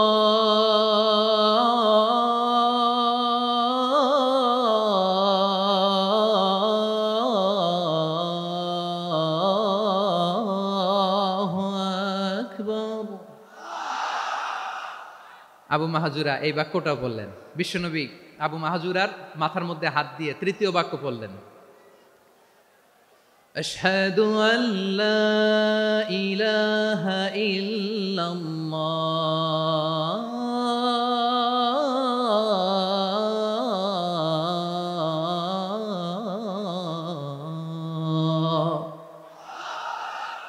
আবু মাহজুরা তৃতীয় বাক্য পড়লেন। বিশ্বনবী একটা বাক্য পরে আবু মাহজুরা পড়ে, বিশ্বনবী পরে আবু মাহজুরা পড়ে। আবু মাহজুরা কিন্তু অমুসলিম, মুশরিক। আবু মাহজুরা বলে, এক একটা বাক্য পড়ি আমার কলিজাটা গলে ঠান্ডা হয়ে যায়। এতদিন মোহাম্মদকে গালি দিতাম, এখন মোহাম্মদ আমার মাথায় যখন হাত রাখছে আমার সারা শরীর ঠান্ডা হয়ে গেছে। বিশ্বনবী আজান শিখাচ্ছেন, একটা একটা বাক্য পড়ে আবু মাহজুরাও পড়ে, বিশ্বনবী পড়ে, আবু মাহজুরাও পড়ে। পুরো বাক্যগুলো যখন শেষ, আজান শেষ, আবু মাহজুরাও যখন পুরো আজান পড়লেন, আবু মাহজুরা বললেন, এতদিন মোহাম্মদের চেহারা দেখলে আমার ঘৃণা লাগতো, আজ থেকে মোহাম্মদের চেহারার চেয়ে প্রিয় চেহারা আমার কাছে নাই। আবু মাহজুরা বললেন, ও মুহাম্মদ, আজানের বাক্য তো আপনি আমারে শেখালেন, এখানেই শেষ করবেন না, আপনি আমারে পড়ায় দেন, লা ইলাহা ইল্লাল্লাহু মুহাম্মাদুর রাসূলুল্লাহ আলাইহি ওয়াসাল্লাম। বিশ্বনবীর সাথে দাঁড়িয়ে উনি শাহাদা পড়ে মুসলমান হয়ে গেলেন। এবার আবু মাহজুরা বলে, ইয়া রাসূলুল্লাহ, ইয়া হাবিবাল্লাহ, আমি মুমিন হয়েছি, মুসলমান হয়েছি, আপনার কাছ থেকে আজান শিখার সৌভাগ্য আমি লাভ করেছি গো নবী। আমার কণ্ঠের বড় তারিফ করেছেন আপনি, আমার আজানকে আপনি পছন্দ করেছেন। একটা জিনিস আপনার কাছে চাই, আপনি আমাকে মক্কার মসজিদুল হারামের মুয়াজ্জিন হিসেবে অ্যাপয়েন্ট করে দেন। বিষ্ণু ঈসা ইসলাম বললেন, যাও আবু মাহজুরা, আমি তোমাকে পৃথিবীর শ্রেষ্ঠতম মসজিদ মক্কার মসজিদুল হারামের মুয়াজ্জিন হিসেবে অ্যাপয়েন্ট করে দিলাম। দেখছেন কিভাবে ট্যালেন্ট হান্টিং করতে হয়, কিভাবে হিউম্যান রিসোর্স মানব সম্পদকে ব্যবহার করতে হয়। আসছিল আজানকে ভেঙ্গাইতে, আসছিল কেন? আজানকে ব্যঙ্গ করার জন্য, বিকৃত করার জন্য। আজানকে বিকৃত করতে যে ইসলামের সবচাইতে শ্রেষ্ঠ মসজিদের মুয়াজ্জিন হয়ে গেল। পড়েন সুবহানাল্লাহ। হযরত আবু মাহজুরা রাদিয়াল্লাহু তাআলা আনহু ওনার এই সুললিত কণ্ঠ ব্যবহার করে মসজিদুল হারামে এত সুন্দর করে আল্লাহু আকবার বলে আজান দিতেন, মানুষগুলোর, মুসল্লিগুলোর, মক্কাবাসীর হৃদয়কে তিনি বিগলিত করে দিতেন। মানুষের হৃদয়কে ঠান্ডা হয়ে যেত। শুধু এখানেই শেষ না আমার যশোরের ভাইয়েরা, বিশ্বনবী যখন সাইয়েদনা আবু মাহজুরা রাদিয়াল্লাহু তাআলা আনহুকে আজান শিখাচ্ছিলেন, বলেন তো বিশ্বনবীর হাতটা কোথায় ছিল? আবু মাহজুরার মাথার সামনে, এই চুলের উপরে ছিল। আবু মাহজুরা ওই স্মৃতিটাকে ধারণ করবার জন্য, ওই স্মৃতিকে বহন করার জন্য বিশ্বনবীর মোবারক হাত আবু মাহজুরার কপালের চুলের যেই জায়গায় লেগেছে, মৃত্যুর আগের দিন পর্যন্ত আবু মাহজুরা মাথার ওই চুলে কোনোদিন ছুরি আর কামার লাগায় নাই, সেখানে কেচি লাগায় নাই, চুলের মধ্যে খুর লাগায় নাই। আবু মাহজুরা ডান দিকের চুল কাটতো, বাম দিকের চুল কাটতো, পেছনের চুল কাটতো, সামনের চুল কাটতো না। আবু মাহজুরা রাদিয়াল্লাহু তাআলা আনহুর সামনের চুলগুলো বড় হতে হতে যখন এত বড় হয়ে যায়, তিনি চুলগুলো পেঁচিয়ে মাথার মধ্যে রাখতেন, তারপরে তিনি পাগড়ি পরতেন। সবাই জিজ্ঞেস করতো, আবু মাহজুরা, এটা আবার কেমন স্টাইল? দেখতে তোমারে কি বিদঘুটে লাগে, কেমন অড লাগে, কেমন খারাপ দেখা যায়। মক্কায় এমন কোনো মানুষ তো দেখি নাই, ডানে চুল কাটে, বায়ে চুল কাটে, পেছনে চুল কাটে, সামনে কাটে না। ওরে আবু মাহজুরা, কেমন দেখা যায় তোমারে, তুমি সামনের চুল কাটো না কেন? আবু মাহজুরা বলে, আমি হাঁটু গেড়ে পেয়ারা নবীর সামনে বসেছিলাম, আমার এই মাথার চুলের মধ্যে মুবারক হাত লাগিয়ে বিশ্বনবী নিজে আমাকে আজানের প্রতিটা বাক্য শিক্ষা দিয়েছেন। বিশ্বনবীর মোবারক হাত, পবিত্র হাত আমার মাথার চুলের যেই জায়গায় লেগেছে, আমি চাই ওই চুলগুলা নিয়ে আমি আমার কবরের ভিতরে যাব। সাইয়েদনা আবু মাহজুরা রাদিয়াল্লাহু তাআলা আনহু ইন্তেকালের আগের পর্যন্ত মাথার সামনের চুলগুলা কাটে নাই। মাথার সামনের চুল তিনি কাটেন নাই। সুবহানাল্লাহ বিহামদি। কেমন ভালোবাসতেন বিশ্বনবী সাহাবীদেরকে, সাহাবারা কেমন ভালোবাসতেন বিশ্বনবীকে। সামনের চুলগুলো বড় হতে হতে এত বড় ছিল, পেঁচিয়ে রেখে পাগড়ি পরতেন, কাটতেন না। নবীর হাত লেগেছিল। সুবহানাল্লাহ পড়েন। তাহলে what is the lesson, moral of the story কি? মোরাল অফ দ্য স্টোরি হচ্ছে, আসছিল আজানকে ব্যঙ্গ করার জন্য, বিকৃত করার জন্য, হয়ে গেল মসজিদুল হারামের মুয়াজ্জিন। দেখেন বিশ্বনবী একটা খারাপ সিচুয়েশনের মধ্যে থেকে কি ভালো জিনিস বের করে আনলেন। আমি যে শুরুতে বলেছি কিভাবে তিনি হিউম্যান রিসোর্সকে ডেভেলপ করেছেন, ম্যানেজ করেছেন। তিনি যে চৌকস ট্যালেন্ট হান্টার ছিল, দেখেন সবার মধ্যে থেকে এর বাছাই করে মুয়াজ্জিন বানাই দিয়েছেন। সুবহানাল্লাহ পড়েন। তার মানে এই না সবাইরে ধরে ধরে উনি মুয়াজ্জিন বানাইছেন। যার যেই ট্যালেন্ট আছে তাকে ওই কাজে অ্যাসাইন করেছেন। যার যেই প্রতিভা আছে তার প্রতিভাকে ইসলামের কাজে লাগিয়েছেন। সুবহানাল্লাহ পড়েন। যায়েদ বিন সাবিত রাদিয়াল্লাহু তাআলা আনহু নাম শুনেছেন? যশোর, কথা বেরোয় না। যদি জিজ্ঞাসা সালমান খানের নাম শুনছেন, সবাই হাত তুলবে, জি হুজুর শুনছি, মানে সব দেখা শেষ। সালমান খান, আমির খান, অমুক খান, সব খান মুখস্থ, কিন্তু যায়েদ বিন সাবিতের নাম মুখস্থ নাই মুসলমানদের। যেই সাহাবী মাথার সামনের চুল কাটে নাই, মসজিদুল হারামের মুয়াজ্জিন বানাইছেন বিশ্বনবী, ওই সাহাবীর নাম কি? খায়া ফেলাইছে।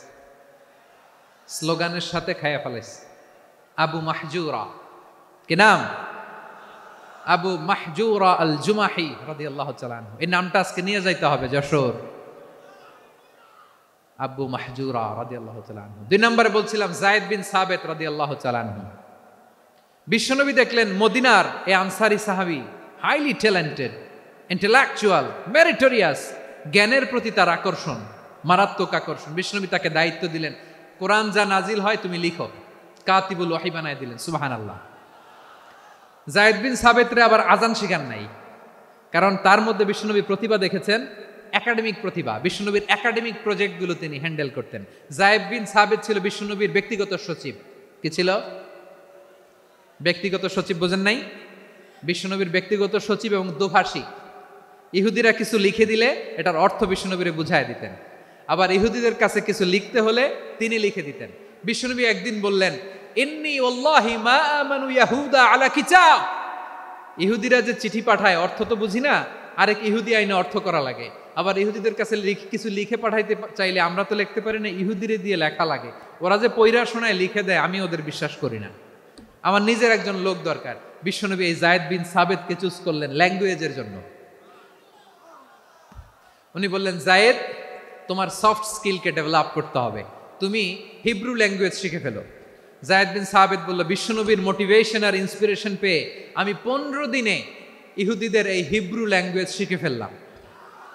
শুধু শিখে ফেললাম না, হাত্তা হাদিকতু, even I became master in the language. এই ভাষা আমি পারদর্শী হয়ে গেলাম। এরপরে ইহুদিরা চিঠি লিখে পাঠালে আর কোনো ইহুদি ডাকা লাগতো না, আমি নবীর এটার অর্থ শুনে পরে বুঝায় দিতাম। আবার ইহুদিদের কাছে চিঠি লেখা লাগলে আমি যায়েদ বিন সাবিত চিঠি লিখে দিতাম। সুবহানাল্লাহ। দেখেন, এত সাহাবীর মধ্য থেকে বিশ্বনবীর একাডেমিক প্রজেক্ট, ব্যক্তিগত সচিব, দোভাষী হিসেবে তিনি যায়েদ বিন সাবিতের মতো তরুণকে নির্বাচিত করেছেন। কেমন ট্যালেন্ট হান্টার ছিল আমার নবী। সুবহানাল্লাহ পড়বেন না? বিশ্বনবীর ইন্তেকালের পরে সাইয়েদনা আবু বকর রাদিয়াল্লাহু তাআলা আনহু যখন খলিফা হয়ে আসলেন, কোরআনকে সংকলনের দায়িত্ব দেয়া লাগবে, কোন সাহাবীকে দিবেন? সব সাহাবারা মিলে পরামর্শ করলেন।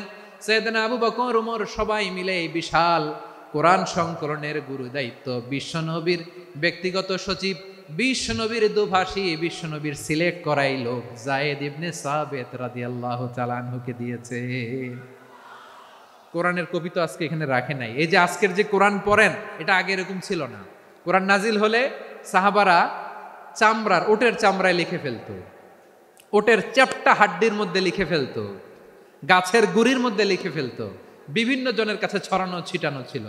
আবু বকর রাদিয়াল্লাহু তাআলা আনহু একসাথে করলেন, পরবর্তীতে উসমান রাদিয়াল্লাহু তাআলা আনহু একসাথে করলেন 114 সূরার। এখন এই মুসহাফ, এই কম্পাইলেশন, এই কপি আমরা পেয়েছি, যার হিউজ কন্ট্রিবিউশন ছিল।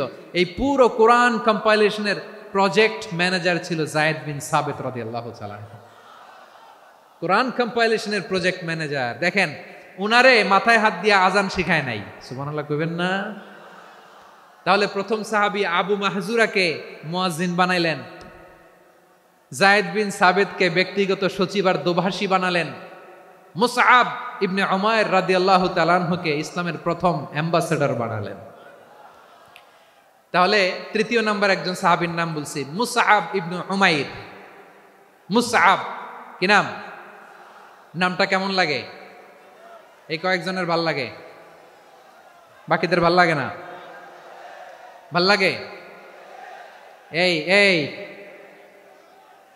আর কয়েকটা মিনিট দেওয়া যাবে না আমাকে আল্লাহর রাস্তে? হ্যাঁ, ঠিক আছে। আমি তোমাদেরকে ভালোবাসা দেখাবো, দোয়া করব যদি চুপ থাকো, একেবারে চুপ, কষ্ট সহ্য করো। বাকিরে যা সওয়াব পাবে তোমরা ডবল পাবা, যেহেতু কষ্ট বেশি, কিন্তু চুপ। 3 নম্বর সাহাবীর নাম মুসআব। এই ধাক্কাধাক্কি কেন? ধাক্কাধাক্কি কেন রে ভাই?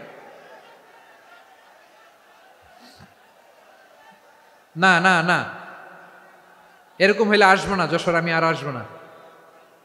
হয় পিছনে চলে যাও, নাহলে চুপ, ধাক্কাধাক্কি নেই। 3 নম্বর সাহাবীর নাম মুসআব। কি নাম? He was the first ambassador in Islam. ইসলামের প্রথম ডিপ্লোম্যাট, প্রথম কূটনৈতিক, ইসলামের প্রথম কূটনৈতিক, ইসলামের প্রথম ডিপ্লোম্যাট, প্রথম অ্যাম্বাসেডর মুসআব ইবনে উমাইর। মক্কার তরুণ যুবক, উনি পারফিউম লাগাইলে মানুষ দেখলেই বুঝতো এটা মুসআব লাগাইছে।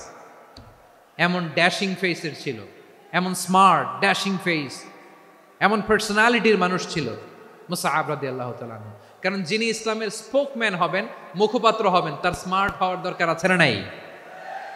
আকাবার প্রথম শপথ যখন হলো, তাদের সাথে বিষ্ণু ঈসা ইসলাম মদিনাতে একজন মুখপাত্র পাঠালেন, ডিপ্লোম্যাটকে পাঠালেন, অ্যাম্বাসেডর অফ ইসলাম। তিনি হচ্ছেন মুসআব ইবনে উমাইর। পড়েন সুবহানাল্লাহ। বিশ্বনবী দেখলেন সে অনেক স্মার্ট। হুজুর একটা নাম দেন, আমার ছেলে হবে। যশোরবাসীর জন্য আমি একটা নাম দিয়ে দিলাম, নাম রাখতে হবে মুসআব। কি নাম? নামটা যাদের ভাল লাগে, ছেলে সন্তান অনাগত আসবে, মনে চাইলে নাম রেখে দিবেন মুসআব রাদিয়াল্লাহু তাআলা আনহুর নামে মুসআব। তাহলে মুসআব রাদিয়াল্লাহু তাআলা আনহুকে বিশ্বনবী ল্যাঙ্গুয়েজ শিখান নাই, সফট স্কিল শিখান নাই। যায়েদ রাদিয়াল্লাহু তিনি হিব্রু ল্যাঙ্গুয়েজ শিখেছেন, সুরিয়ানি শিখেছেন, কিন্তু মুসআবকে তিনি বানিয়েছেন the spokesman of Islam, the first diplomat, the ambassador of Islam. সুবহানাল্লাহ পড়বেন না? আব্দুল্লাহ ইবনে আব্বাস রাদিয়াল্লাহু তাআলা আনহু বিশ্বনবীর কাজিন, চাচাতো ভাই। আবার মাইমুনা রাদিয়াল্লাহু তাআলা আনহু, মাইমুনা নবীর স্ত্রী, তিনি ছিলেন আব্দুল্লাহর আপন খালা। তো নবীর বউ যদি ওনার খালা হয়, নবী তার কি? বুঝে নাই, নবী তার কি? খালু। তাহলে সম্পর্ক অনেক গভীর, কাজিন আবার খালু। ছোট্ট মানুষ, তাই রাতে মাঝে মাঝে ঘরে থাকতো। বিশ্বনবী দেখলেন আব্দুল্লাহ যেহেতু আমার ঘরে ঢুকতে পারে, আব্দুল্লাহরে এই উম্মতের বড় শিক্ষাবিদ বানাইতে হবে। কথা বোঝে নাই? আব্দুল্লাহকে কি বানাইতে হবে? শিক্ষাবিদ, এডুকেটর অফ দিস উম্মাহ, এই উম্মার শিক্ষাবিদ বানাইতে হবে। তাই আব্দুল্লাহ ইবনে আব্বাসকে বিশ্বনবী হাতে কলমে শিক্ষা দিয়েছেন। আহারে, আর এরপরে যে কি ভাষা আসবে তোমাদের জন্য আমার মুখ থেকে আমি নিজেও জানি না, আমি নিজেও জানি না। 1 ঘন্টা যাবত ধাক্কা ধাক্কি মারামারি। তো আসতে বলছে কে তোমাকে? পেছনে চলে যাও, জায়গা না পেলে। পুরো প্রোগ্রামটাই নষ্ট করে দিল।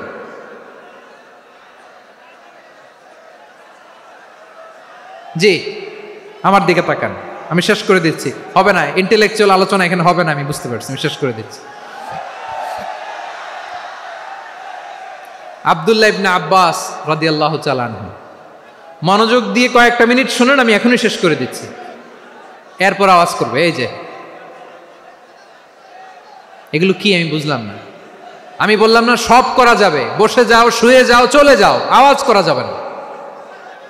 অন্যকে বসো এটাও বলার দরকার নাই, জাস্ট এদিকে তাকাও। আল্লাহ। আব্দুল্লাহ ইবনে আব্বাস রাদিয়াল্লাহু তাআলা আনহু, ওনাকে বিশ্বনবী হাতে কলমে শিক্ষা দিয়েছেন, যেহেতু উম্মতের শিক্ষাবিদ হবেন, এডুকেটর হবেন। তো বিশ্বনবী রাতে যখন তাহাজ্জুদ পড়তেন, ছোট্ট আব্দুল্লাহ ঘরে থাকতো। বুঝতে পেরেছেন? ছোট্ট মানুষ তো ঘরে থাকতো। তো বিশ্বনবী তাহাজ্জুদের জন্য একবার দাঁড়িয়েছেন, ছোট্ট আব্দুল্লাহ ওযু করে দাঁড়াইছে।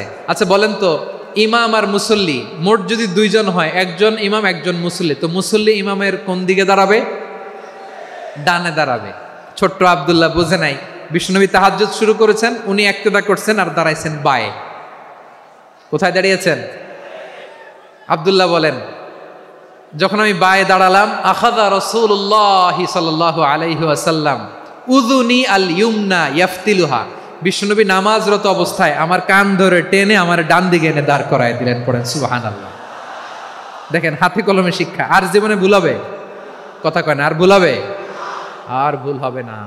এভাবে বিশ্বনবীর অনেক সঙ্গ পেয়েছেন, সফর করেছেন, একই বাহনে বসেছেন, এক বাহনে বসে লম্বা নাসিহত করেছেন, বলেছেন, ইয়া গোলাম ইহফাজিল্লাহ ইয়াহফাজকা, ইহফাজিল্লাহ তাজিদহু তুজাহাক, ইযা সাআলতা ফাসআলিল্লাহ ওয়া ইযা ইসতাআনতা ফাসতাইন বিল্লাহ।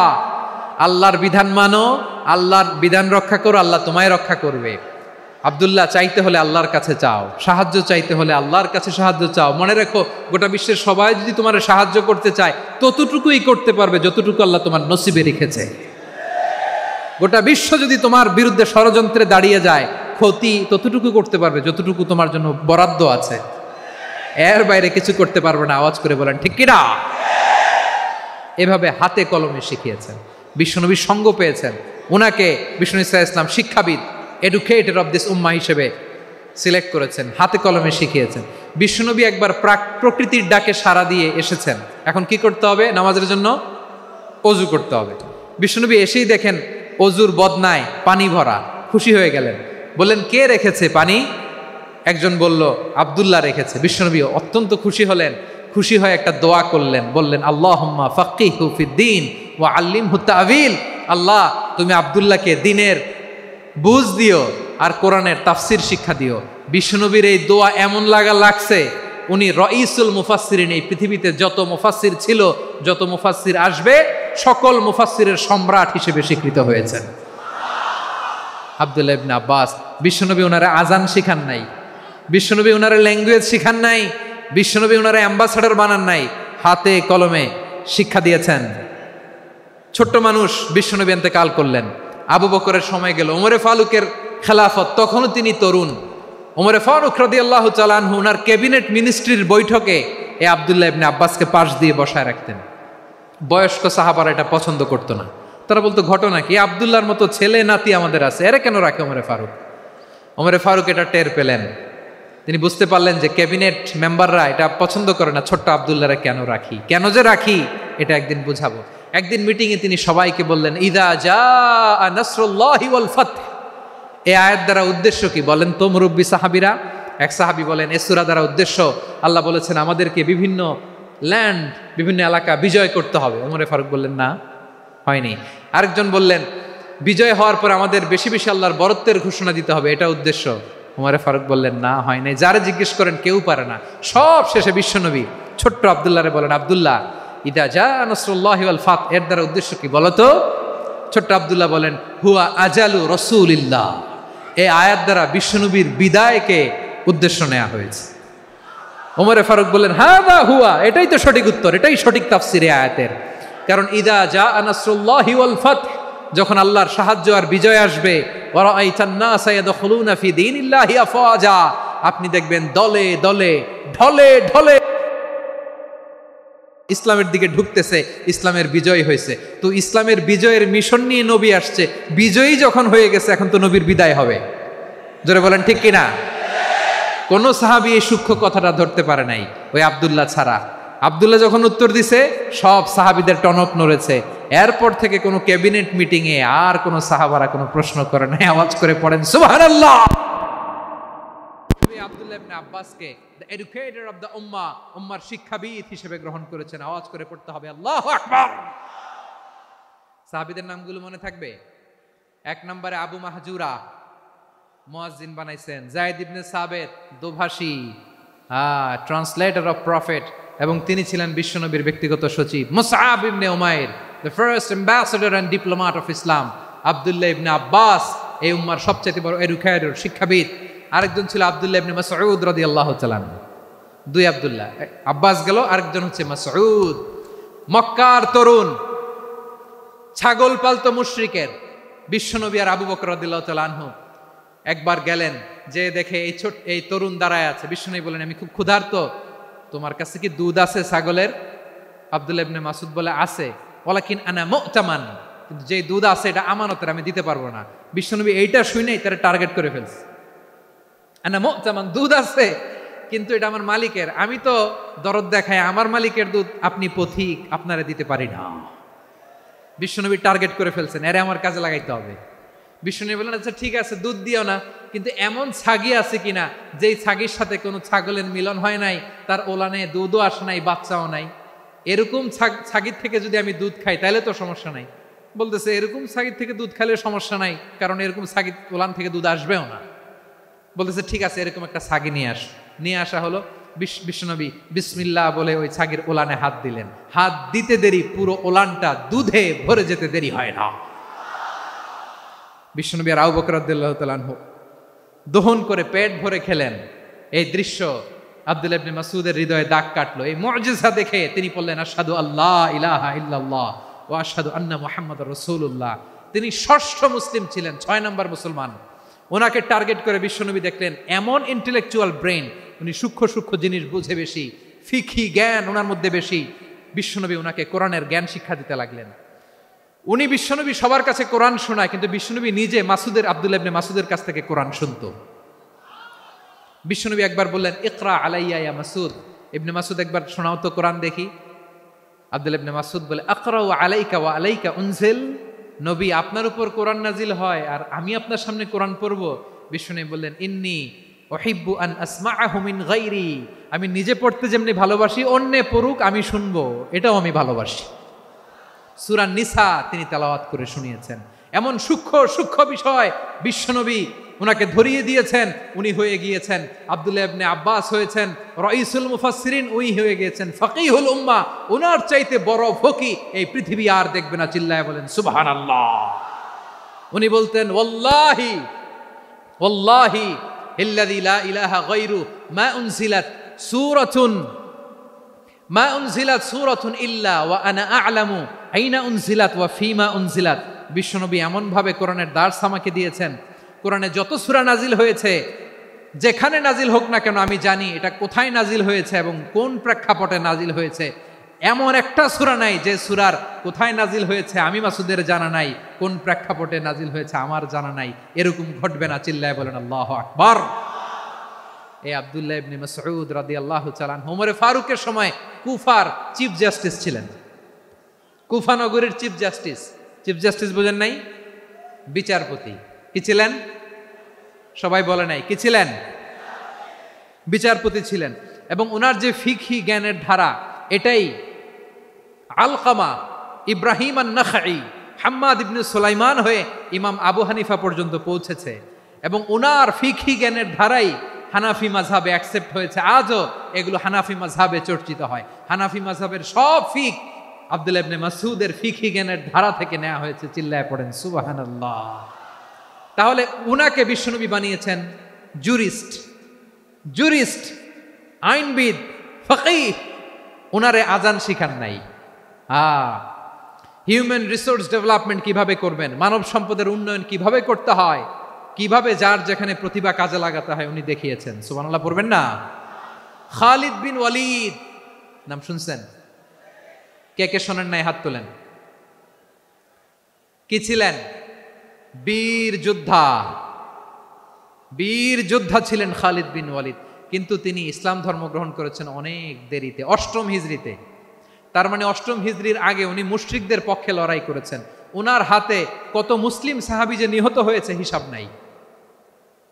বিশ্বনবী টার্গেট করে রাখছে, তুমি আমাদের মুসলিমদের এত ক্ষতি করলা, তুমি যখন মুসলমান হবা তোমারে দিয়ে আমি এমন কাম করামু যে এটা আর কেউ করতে পারবে না। সুবহানাল্লাহ নাই? যশোর ক্লান্ত হয়ে গেছে।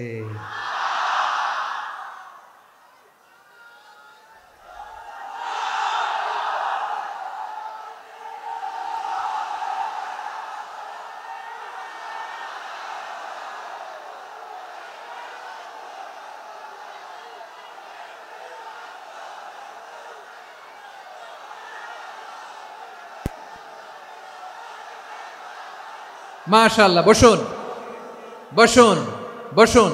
খালিদ বিন ওয়ালিদ রাদিয়াল্লাহু তাআলা আনহু 8ম হিজরিতে মুসলিম হয়েছেন, মক্কা বিজয়ের আগে। তো মক্কা বিজয়ের আগে যখন মুসলিম হয়েছেন, এর আগে কি করছেন? কাফিরদের সাথে যুদ্ধ করেছেন। উনি উহুদের যুদ্ধে মুসলমানদের যে পরাজয় ভাব, কঠিন পরিস্থিতির মুখোমুখি উনার কারণে পেছন থেকে এমন আতর্কিত আক্রমণ করেছেন, মুসলমানদেরকে কচুকাটা করেছেন। 8ম হিজরিতে আল্লাহ তাআলা হেদায়েতের নূর দিয়ে ওনার হৃদয়টাকে উজালা করে দিলেন। লা ইলাহা এটা এমন বাণী যার হৃদয়ে একবার টাচ খাবে, এইটা থেকে সে আর পালিয়ে বেড়াতে পারে।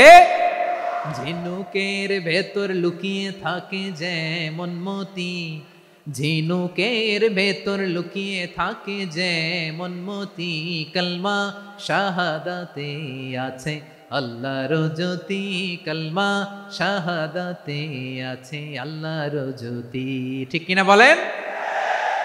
মক্কা বিজয়ের আগে মুসলিম হলেন, হওয়ার পরেই বিশ্বনবীর টার্গেট ফুলফিল হলো। ওই যে টার্গেট করে রেখেছেন আর দোয়া করেছেন, খালিদ বিন ওয়ালিদ যদি মুসলিম হয় তাকে আমি মিলিটারি চিফ বানাবো। ওনাকে আজান শিখান নাই, ওনারে কান ধইরা নামাজের এই মাথা থেকে ওই মাথা আনান নাই, ফিকহি কোরআনের সূক্ষ্ম তাফসীর ওনারে শিখান নাই, অ্যাম্বাসেডর বানান নাই। বিষ্ণু ইসলাম উনাকে সামরিক অভিযানে প্রেরণ করেছে। সামরিক অভিযানে তিনি প্রেরণ করেছেন উনার জীবদ্দশায় উনার নেতৃত্বে যতগুলো যুদ্ধ হয়েছে একটা যুদ্ধেও তিনি পরাজয় বরণ করেন নাই। ওমরে ফারুকের সময়কালে তিনি চিফ অফ মুসলিম মিলিটারি মানে মুসলিম সেনাপতি হয়েছেন। যশোর আওয়াজ করো, ঠিক কিনা বলো? সেনাপতি, মুসলিম সেনাপতি। তাহলে কিভাবে হিউম্যান রিসোর্স ব্যবহার করতে হয় গোটা বিশ্ব আমার নবীর কাছ থেকে শিখে নাও। খালিদ বিন ওয়ালিদ, ওনাকে বিশ্বনবী একটা উপাধি দিয়েছেন। উপাধিটা হচ্ছে সাইফুল্লাহিল মাসলুল, আল্লাহর নাঙ্গা তরবারি, আল্লাহর খোলা তরবারি, দ্য ওপেন সোর্ড অফ আল্লাহ। খালিদ বিন ওয়ালিদ মুসলিম সেনাপতি। হাসান বিন সাবেত নাম শুনছেন? দেখি উনি কি ছিল বলেন। রাসূলের সভা কবি, কালচারাল হিজিমনিকে ডিফিট করার জন্য। উনি ভালো অস্ত্র চালানো জানতেন না, ওই কাজে উনি যেতেন না। ওনার ছিল কাব্য প্রতিভা। কাব্য প্রতিভা, কাফিররা কবিতা দিয়ে নবীকে গালি দিত। বিশ্বনবী বলতেন, ইয়া হাসান আজিব আন রাসূলিল্লাহ, তুমি নবীর হয়ে কাফেরদের এই কথাগুলোর জবাব দাও। বিশ্বনবীর একটা মিম্বার ছিল। বিশ্বনবীর মিম্বারের পাশাপাশি মসজিদে নববীতে এই হাসান বিন সাবেতের জন্য বিশ্বনবী একটা স্পেশাল মিম্বার বানিয়ে দিয়েছেন। এখান থেকে তুমি জবাব দাও। এবং বিশ্বনবী বলেছেন, আল্লাহুম্মা আইয়িদহু বিরূহিল কুদুস। আল্লাহ, হাসান আমার পক্ষে জবাব দেয়, তুমি জিব্রাইল মারফত তাকে সাহায্য পাঠাইয়া দিও। রাসূল সাল্লাল্লাহু আলাইহি ওয়াসাল্লামের সভা কবি, the poet of the prophet, নবীর কবি। উনি কবিতা দিয়ে এমন উচ্চাঙ্গের ভাষায় কবিতা দিয়ে তিনি জবাব দিতেন, কাফিরদের গা শিহরে যেত, তাদের হৃদয়ে আগুন ধরে যেত। তাহলে এরকম কবিরও দরকার আছে না নাই? এখন যাকে আল্লাহ দিছে কাব্য প্রতিভা, এরা যদি আপনি যুদ্ধের ময়দানে পাঠান হবে? যারে দিছে সুরেলা গলা, এরা যদি অ্যাম্বাসেডর বানান হবে না। হাসান বিন সাবেত ছিলেন বিশ্বনবী সাল্লাল্লাহু আলাইহি ওয়াসাল্লামের কবি। হুযায়ফা ইবনুল ইয়ামান বিশ্বনবীর গোয়েন্দা বিভাগের প্রধান। কিসের প্রধান? হুযায়ফা ইবনুল ইয়ামান। ওনার ছিল ডিটেকটিভ মাইন্ড, ডিটেকটিভ মাইন্ড, গোয়েন্দা বিভাগের প্রধান। এবং উনি হচ্ছেন সাহিবু সিররি রাসূলিল্লাহ, রাসূল সাল্লাল্লাহু আলাইহি ওয়াসাল্লামের গোপন তথ্যের ধারক বাহক। নবীর যেই কথা কেউ জানে না, সব হুযায়ফার পেটের ভিতরে ছিল। সুবহানাল্লাহ পড়েন। মদিনার যত ইহুদিদের একটা লিস্ট ছিল, এই লিস্ট শুধু দুইজন জানতো, বিশ্বনবী আর হুযায়ফা। সুবহানাল্লাহ পড়বেন না? তাহলে ওনাকে কোন দায়িত্ব দিছে? কোন বিভাগ? যশোর আওয়াজ করো, কোন বিভাগ? গোয়েন্দা বিভাগের হেড ছিল। খন্দকের যুদ্ধে প্রচন্ড আজকের মতো শৈত্য প্রবাহ, মাটি খনন করতে করতে সাহাবীদের পেটে ক্ষুধা নাই, দাঁড়াইতে পারে না নামাজের জন্য, এত ক্লান্ত, ক্ষুধা, ক্লান্ত, শ্রান্ত। বিশ্বনবী বললেন, কে আছো? এই কঠিন শীত, এই ভয় আর ক্ষুধার মধ্যেও খন্দকের পরীক্ষা টপকে শত্রু শিবিরে যে আমাকে তথ্য দিবা, কে আছো? কারো গায়ে শক্তিই নাই যে দাঁড়াবে, কেউ দাঁড়ায় না। বিশ্বনবী তখন নিজে হুযায়ফাকে ডাক দিলেন, হুযায়ফা, যে আমাকে আজকে শত্রু শিবিরের তথ্য এনে দিবে, সে জান্নাতে আমার মোরাফাকা, আমার সঙ্গী হবে। হুযায়ফা রাদিয়াল্লাহু ইবনুল ইয়ামান জীবনের ঝুঁকি নিয়ে এই ক্ষুধা, শৈত্য প্রবাহ, কোল্ড ওয়েভসকে উপেক্ষা করে পরীক্ষা টপকে শত্রু শিবিরে যে সবার কথাগুলো চুপে চুপে শুনে বিশ্বনবীর দরবারে এসে গোয়েন্দাদের মতো তথ্য সরবরাহ করেছে। বিশ্বনবীর গোয়েন্দা বিভাগের প্রধান হুযায়ফা ইবনুল ইয়ামান ইন্টেলিজেন্স বিভাগ চালাতেন। মুনাফিকদের নাম ওনার কাছে ছিল। মুআয ইবনে জাবাল মদিনা রাষ্ট্রের সবচেয়ে সিনিয়র আমলা ছিলেন। আমলাতন্ত্র চিনেন তো? প্রশাসনিক কাজ যারা চালায়, অ্যাডমিনিস্ট্রেশন বুঝেন না? The department of administration. মদিনার রাষ্ট্রের সিনিয়র আমলা মুআয ইবনে জাবাল মুতাখাসসিসুন ফিল হালাল ওয়াল হারাম, হালাল হারামের স্পেশালিস্ট ছিলেন। বিশ্বনবী উনাকে ইয়ামানের গভর্নর করে পাঠাইছেন। বলেছেন, ইন্নাকা তা'তি কওমান আহলা কিতাব, এমন গোষ্ঠীর কাছে যাবা যারা ইহুদি নাসারা, আগে শাহাদা পড়লে এরপরে নামাজের দাওয়াত দিও, নামাজ পড়লে যাকাতের দাওয়াত দিও। গভর্নরের অ্যাটিটিউড যেমন থাকে তেমন অ্যাটিটিউড ধরে রেখো। সুবহানাল্লাহ পড়েন। তাহলে মুআয ইবনে জাবালকে দিয়ে বিশ্বনবী কবিতা লেখায় নাই, চিঠি লেখায় নাই, আজান দেওয়ায় নাই। সুবহানাল্লাহ পড়বেন না? সব শেষ সাহাবী বলি আবু হুরায়রা রাদিয়াল্লাহু তাআলা আনহু। নাম শুনছেন? বিড়ালের বাবা। কি করতেন? খালি হাদিস মুখস্থ করতেন। উনি বলতেন আলজামু রাসূলুল্লাহ আলা মিলই বাতনি, আমার শুধু পেটের ক্ষুধার বন্দোবস্ত হইলে আমি নবীর সঙ্গ ছাড়তাম না। আমার আনসার সাহাবারা ক্ষেত খামারের কাজ করত, আমার মুহাজির সাহাবারা ব্যবসা করত, আর আমি নবীর সাথে সাথে থাকতাম। শুধু সকাল বিকাল দুই বেলা যদি আমার খাবারের বন্দোবস্ত হয়, আমি আর নবীর লক ছাড়ি না। সুবহানাল্লাহ কইবেন না? 5374টা হাদিস তিনি বর্ণনা করেছেন। সবচেয়ে বেশি হাদিস বর্ণনাকারী সাহাবী। হাদিস প্রিজার্ভেশনের কাজে বিশ্বনবী ওনাকে কাজে লাগিয়েছেন। উনি একদিন বলেন, ইয়া রাসূলুল্লাহ আসমাউ মিনকা কাসীরান ফালা আহফাজু, নবী অনেক কথা শুনি আমার মনে থাকে না। বিষ্ণু বললেন, তাই? উবসুত রিদাক, তোমার চাদরটা বিছাও। আবু হুরায়রা বিছালেন, বিশ্বনবী হাত বুলায় দিলেন, এরপরে অনেক হাদিস বর্ণনা করলেন। আবু হুরায়রা বলে, তারপর থেকে বিশ্বনবী যাই বর্ণনা করে আমি শুনি আর একটাও বলি না। এখন সুবহানাল্লাহ। বিশ্বনবী ওনাকে হাদিস প্রিজার্ভেশন, নবীর এই যে লক্ষ্য হাদিস প্রিজার্ভেশনের এই দায়িত্ব দিয়েছেন সাইয়েদনা আবু হুরায়রা রাদিয়াল্লাহু তাআলা আনহুকে। প্রিয় ভাইরা, তাহলে 10 জন সাহাবীর কথা যে বললাম, আপনারা কি খেয়াল করেছেন কত বড় ট্যালেন্ট হান্টার, চৌকস ট্যালেন্ট হান্টার ছিল আমার নবী। এক একজনের এক এক ট্যালেন্ট, এক এক কাজে অ্যাসাইন করেছেন, এক একজনকে এক এক দায়িত্ব দিয়েছেন, এক একজনের প্রতিভাকে এক একভাবে বিকশিত হওয়ার সুযোগ দিয়েছেন। আওয়াজ করে বলেন ঠিক কি না? এখন আমার পর্দার আড়ালে আমার মায়েরা বলবে, এতগুলো পুরুষ সাহাবীর কথা বললো, নারী সাহাবীরা কি কিছু করে নাই? হ্যাঁ, একজন নারী সাহাবীর কথা বলে মোনাজাত হবে, দোয়া ছাড়া কেউ যাব না। রুফাইদা আল আসলামিয়া রাদিয়াল্লাহু তাআলা আনহা, ওনার বাবার নাম সাআদ আল আসলামি। বিশ্বনবী কি খেয়াল করলেন দেখেন, সাআদ ছিল মদিনার বড় ডাক্তার। এই নারী সাহাবী রুফাইদা বাবার কাছ থেকে চিকিৎসা বিদ্যা শিখেছেন। যখন শিখছে, বিশ্বনবী দেখলেন আমার তো প্রতি সপ্তাহে সপ্তাহে যুদ্ধে আহত সাহাবীদের সেবা দিবে কে? বিশ্বনবী রুফাইদাকে বললেন, রুফাইদা তুমি মসজিদে নববীর পাশে একটা মেডিকেল ক্যাম্প করো। এই যে সাকিনা আদ্দিন মেডিকেলের আমার ছাত্রী বন্ধুরা শুনে রাখো, তোমাদের আইকন হচ্ছে এই রুফাইদা আল আসলামিয়া।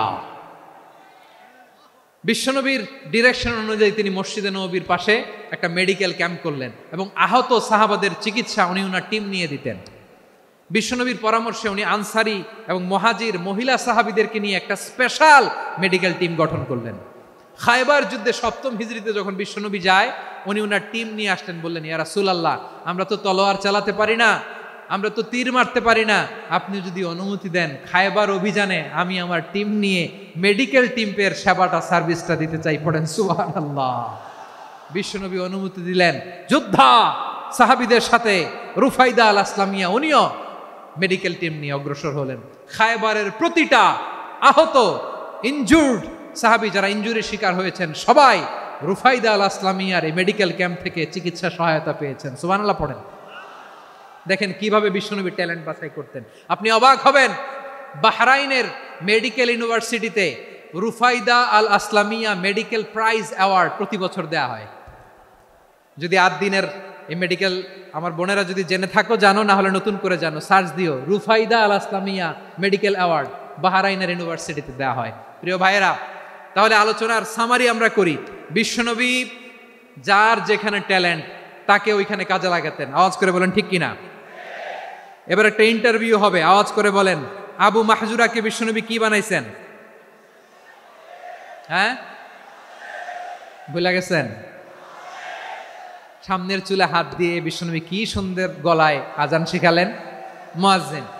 যায়েদ বিন সাবিতকে একাডেমিক প্রজেক্টের দায়িত্ব দিয়েছেন, তিনি ছিলেন বিশ্বনবীর দোভাষী ব্যক্তিগত সচিব। মুসআব ইবনে Umair the first ambassador of Islam. Abdullah ইবনে আব্বাস উম্মার বড় শিক্ষাবিদ মুফাসসির। আব্দুল্লাহ ইবনে মাসউদ ছিলেন জুরিস্ট। কি ছিলেন? জুরিস্ট ছিলেন, এই উম্মার সবচেয়ে বড় জুরিস্ট। খালিদ বিন ওয়ালিদ সেনাপ্রধান। হাসান বিন সাবিত ছিলেন বিশ্বনবীর সভাকবি। কি ছিলেন? বিশ্বনবীর সভাকবি ছিলেন। এরপরে হুযায়ফা ইবনুল ইয়ামান কি ছিলেন? গোয়েন্দা বিভাগের প্রধান। মুআয ইবনে জাবাল কি ছিলেন? সিনিয়র আমলা, ইয়ামানের গভর্নর। আবু হুরায়রা রাদিয়াল্লাহু তাআলা আনহু হাদিস প্রিজার্ভেশনের কাজ করেছেন।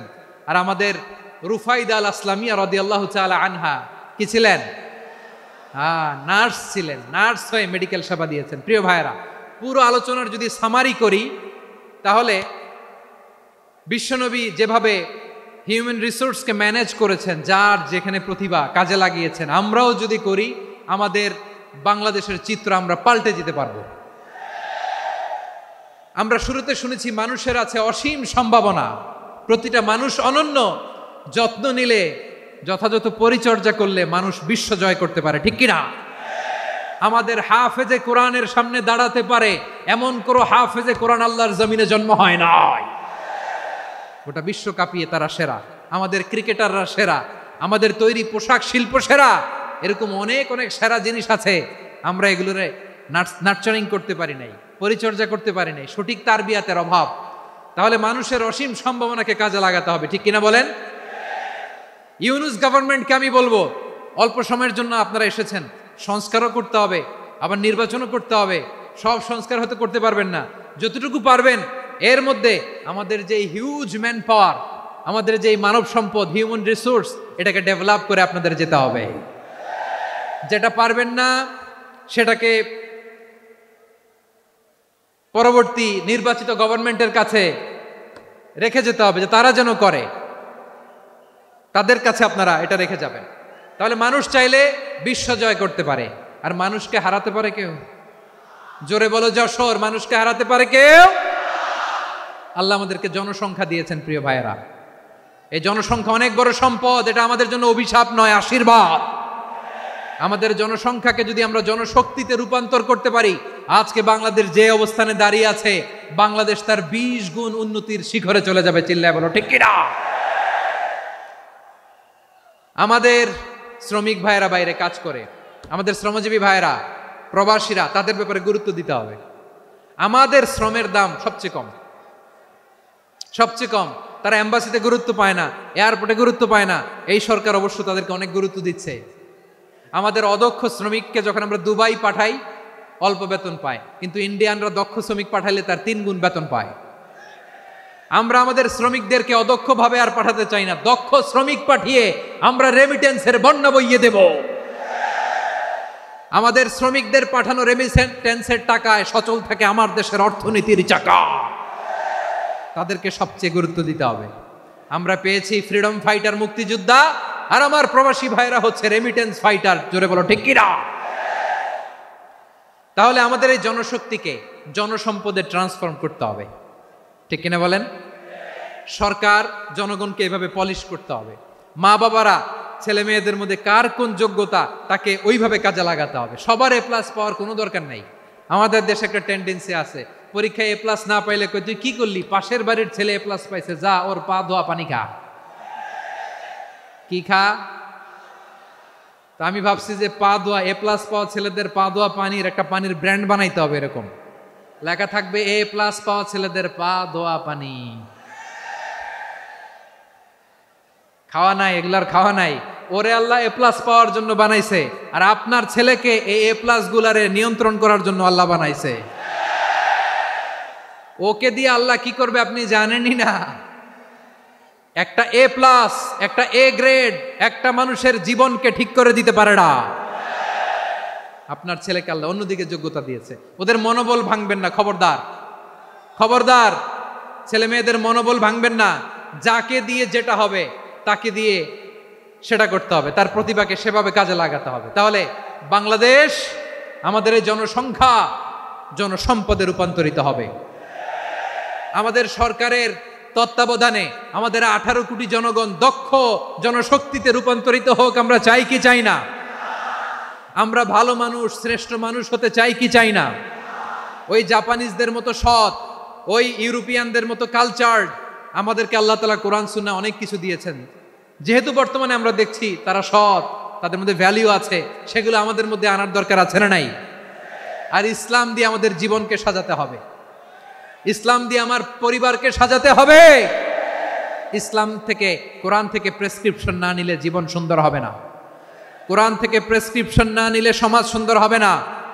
কোরআনের প্রেসক্রিপশন না মানলে রাষ্ট্র সুন্দর হবে না। কোরআনের প্রেসক্রিপশন অ্যাপ্লাই না করলে শুধু দুর্নীতি দমন কমিশন দিয়ে দুর্নীতি বন্ধ করা যাবে না। এজন্য কোরআনের আইন আমরা চাই কি চাই না? প্রিয় ভাইয়েরা, হিউম্যান রিসোর্স ডেভেলপমেন্ট, মানব সম্পদের উন্নয়ন, আমাদের সরকার যেন এদিকে নজর দেয়। আমরা যেন এই ব্যাপারে যত্নবান হয়ে উঠি। যাকে আল্লাহ যে যোগ্যতা দিয়েছে, এই যোগ্যতা দিয়ে আমরা যেন ইসলামের জন্য, দেশের জন্য কাজ করি। আমরা যেন আমাদের স্কিল ডেভেলপ করি, আমাদের পটেনশিয়ালকে ডেভেলপ করি। মোরালিটি, ভ্যালিউজ নিয়ে শায়েখ আহমদুল্লাহ আলোচনা করেছেন, এগুলো দিয়ে যেন আমরা আমাদেরকে সাজাই। আল্লাহ তাআলা আমাদের দেশকে তুমি নিরাপদ করো, আমরা পড়ি আমিন। আল্লাহ আমার 18 কোটি জনগণকে তুমি জনশক্তিতে রূপান্তরিত করো, আমিন। আল্লাহ আমরা হাতে হাত রেখে কাঁধে কাঁধ মিলিয়ে ভাইয়ে ভাইয়ে যেন এই দেশকে গড়তে পারি, আল্লাহ তুমি তৌফিক দান করো, আমরা পড়ি আমিন। আমার প্রিয় মহিউদ্দিন ভাই বলেছেন, হুজুর এমন একটা ঘোষণাপত্র দিয়ে যাবেন আজকের এই ঐতিহাসিক যশোরের প্রোগ্রামে, যেটা গোটা বাংলাদেশে মানুষ এটার উপর আমল করে।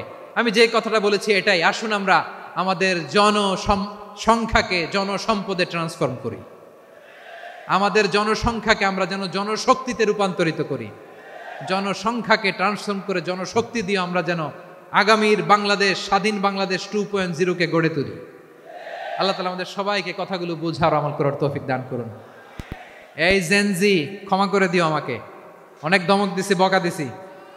আল্লাহ তোমাদেরকে করুক, কবুল করুক, যশোরবাসীকে কবুল করুক, দিনকে কবুল করুক, এই মেডিকেল কলেজকে কবুল করুক, ইসলামের জন্য বাঁধ ভাঙা এই জোয়ার এবং উচ্ছ্বাসকে আল্লাহ তাআলা কবুল করুক।